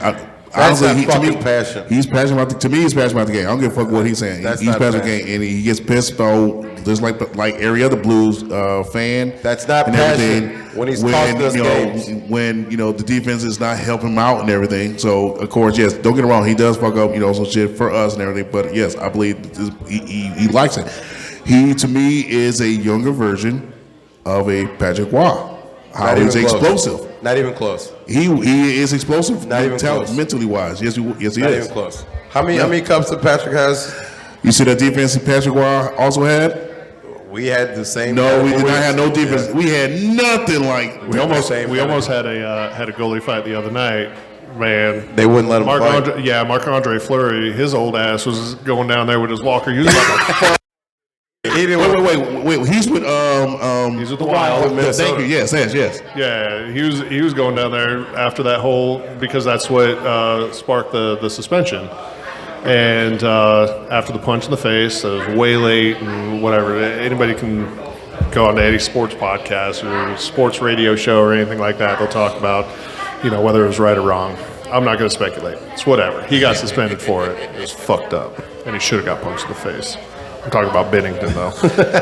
But Marc-Andre Fleury was like, okay, we're doing this. We're going old school. I wanted to see it so bad. We all did. So bad. But you talk about the Blues mentality and stuff like that, and I think that the one thing that I do like about the Blues is because when you talk about identity and sports identity and stuff like that, the Avalanche made their success by being faster than everybody else. Yeah. That's what they did. They controlled the neutral zone. That's how they got success. The Blues got their success from being physical. And playing You get old CTE Berube out there, which I love that guy so much. And, I will absolutely look up on YouTube some of his hockey fights because he fought everybody all the time. But his mentality was going out there and controlling the offense and muscling your way in, and they were able to do it through physical play and fundamental play. So, okay, and it worked. It garnered a lot of success. But there's a difference for me from being a physical team and a physical player and playing with that kind of, as they like to say, playing with that chip and just being a dick. Don't get it wrong.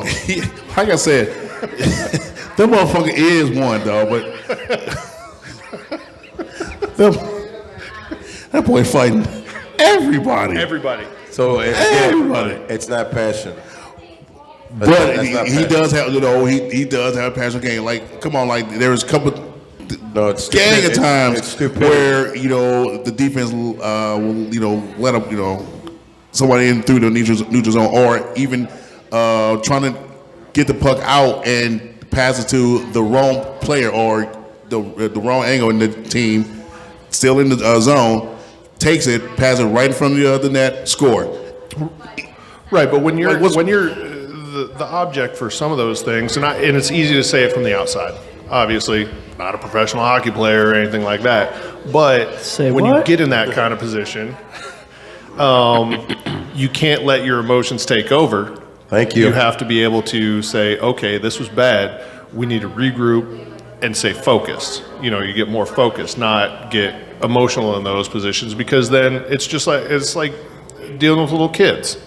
When emotions take over, you have to stop whatever you're doing until we can get our emotions in check. We can talk about it, get past it, and then move on, and we can walk the rest of the way through the zoo.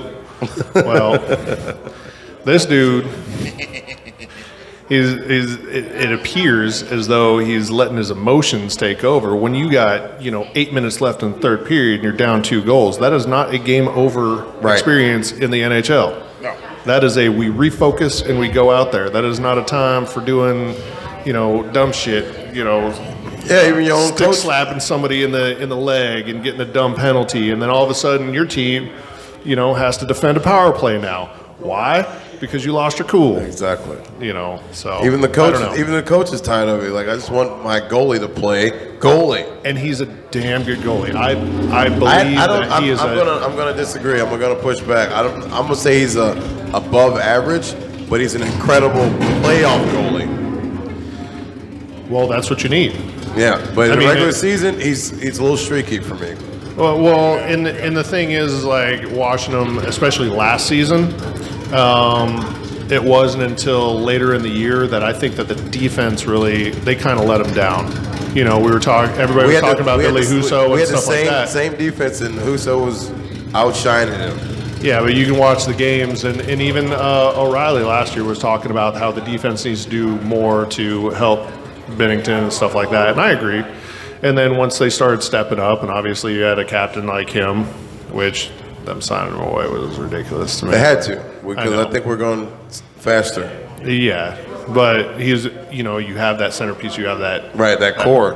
But everybody, and we always laughed, and the wife and I would sit there and watch the games, and, you know, because you hear the sports guys saying, well, he isn't the best skater, he isn't the best puck handler, he isn't whatever. But then it goes down, and he's always down there when he needs to be. Yep. He always has the puck, In he front always of makes the the net. passes, Yep. he always and it's like, where is this hate coming from? Like, y'all from here. Like, I ain't even from here, and I'm watching this guy and be like, I'd like him on my team. Yeah. You know, what the hell? Ever since he's been in Toronto, he's won like 78% of his fucking face-offs. Yeah. I mean, he used to it's- be on your team. He started with your team. Yeah, he did start with the Avs. I know. I wouldn't mind him being on there. Come now. on back now, you Yeah, hear? I mean, he can help. But yeah, I think that Binnington, because he's got it in him to be excellent. He's got it in him to be great. But I think that what's holding him back is emotion. Agreed 1,000%. And again, this is all speculation, and this is just from watching it from an objective sports fan viewpoint. That, you know, because the Blues aren't my team, but I watch them and enjoy watching them and stuff like that. So it's not like I'm sitting there, I don't have the biases towards them. I'm watching them being like, hey, this guy's a good player, this guy's a good player. But I watch him play, and I'm like, man, if he takes the emotion out of it, he'd be great. Yeah, agreed. What do you think about the Rangers trading for Kane as well as what do they call him? Fedorov, Tarasenko, and how they're doing now? He hasn't honestly been playing that well. Kane's been playing pretty fucking amazing though. Oh yeah, because his spark is back. He got out of Chicago that he know that it's a sinking ship. He doesn't want to be part of that rebuild. So yeah. The Rangers had a good core to begin with. True. Yes, and I was about to say that. I'll just say that. Like they already had a squad any motherfucking way. Yeah, all they wanted to do is put a couple of pieces in there and just, shore up the edges, and yeah, they're dangerous. Yeah, I think what's going to hurt them the most is goaltending. That's what. You don't like the goaltending they have? He's not strong, and we'll see. The playoff starts in. Igor Shesterkin, Is that their goalie? Yeah. Because that's not who was playing the other the night. All-Star. That's not who was playing the other night. Oh, no. Their starter is Igor. And then the game I was watching, it wasn't him. I guess it was the backup. Yeah, no, you don't worry about that. Yeah, he didn't look great. Yeah, no. Yeah, he didn't look great. Unless you're, the 2019 Blues, you don't worry about your backup goalie. Just be like, hey, just win us one out of every two, and we're good. Like, Right. you get your start. Yeah, no.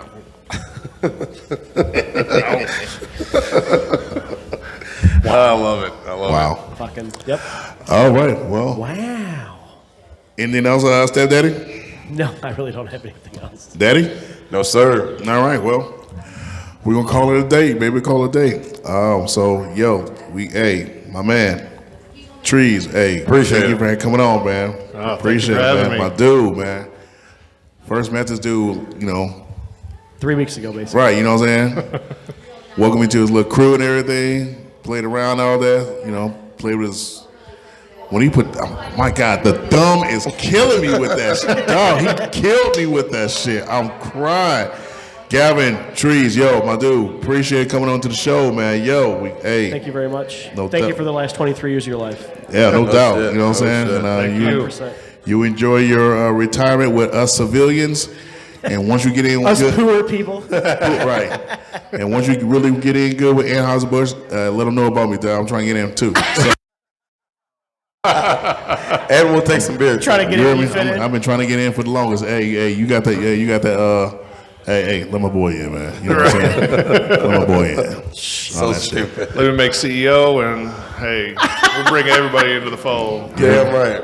No doubt. So, Hey, appreciate it coming on, man. Yo, enjoy your retirement, and we're going to see your ass again real soon, dog. No doubt. Absolutely. Yes, sir. Thank you. Yes, sir.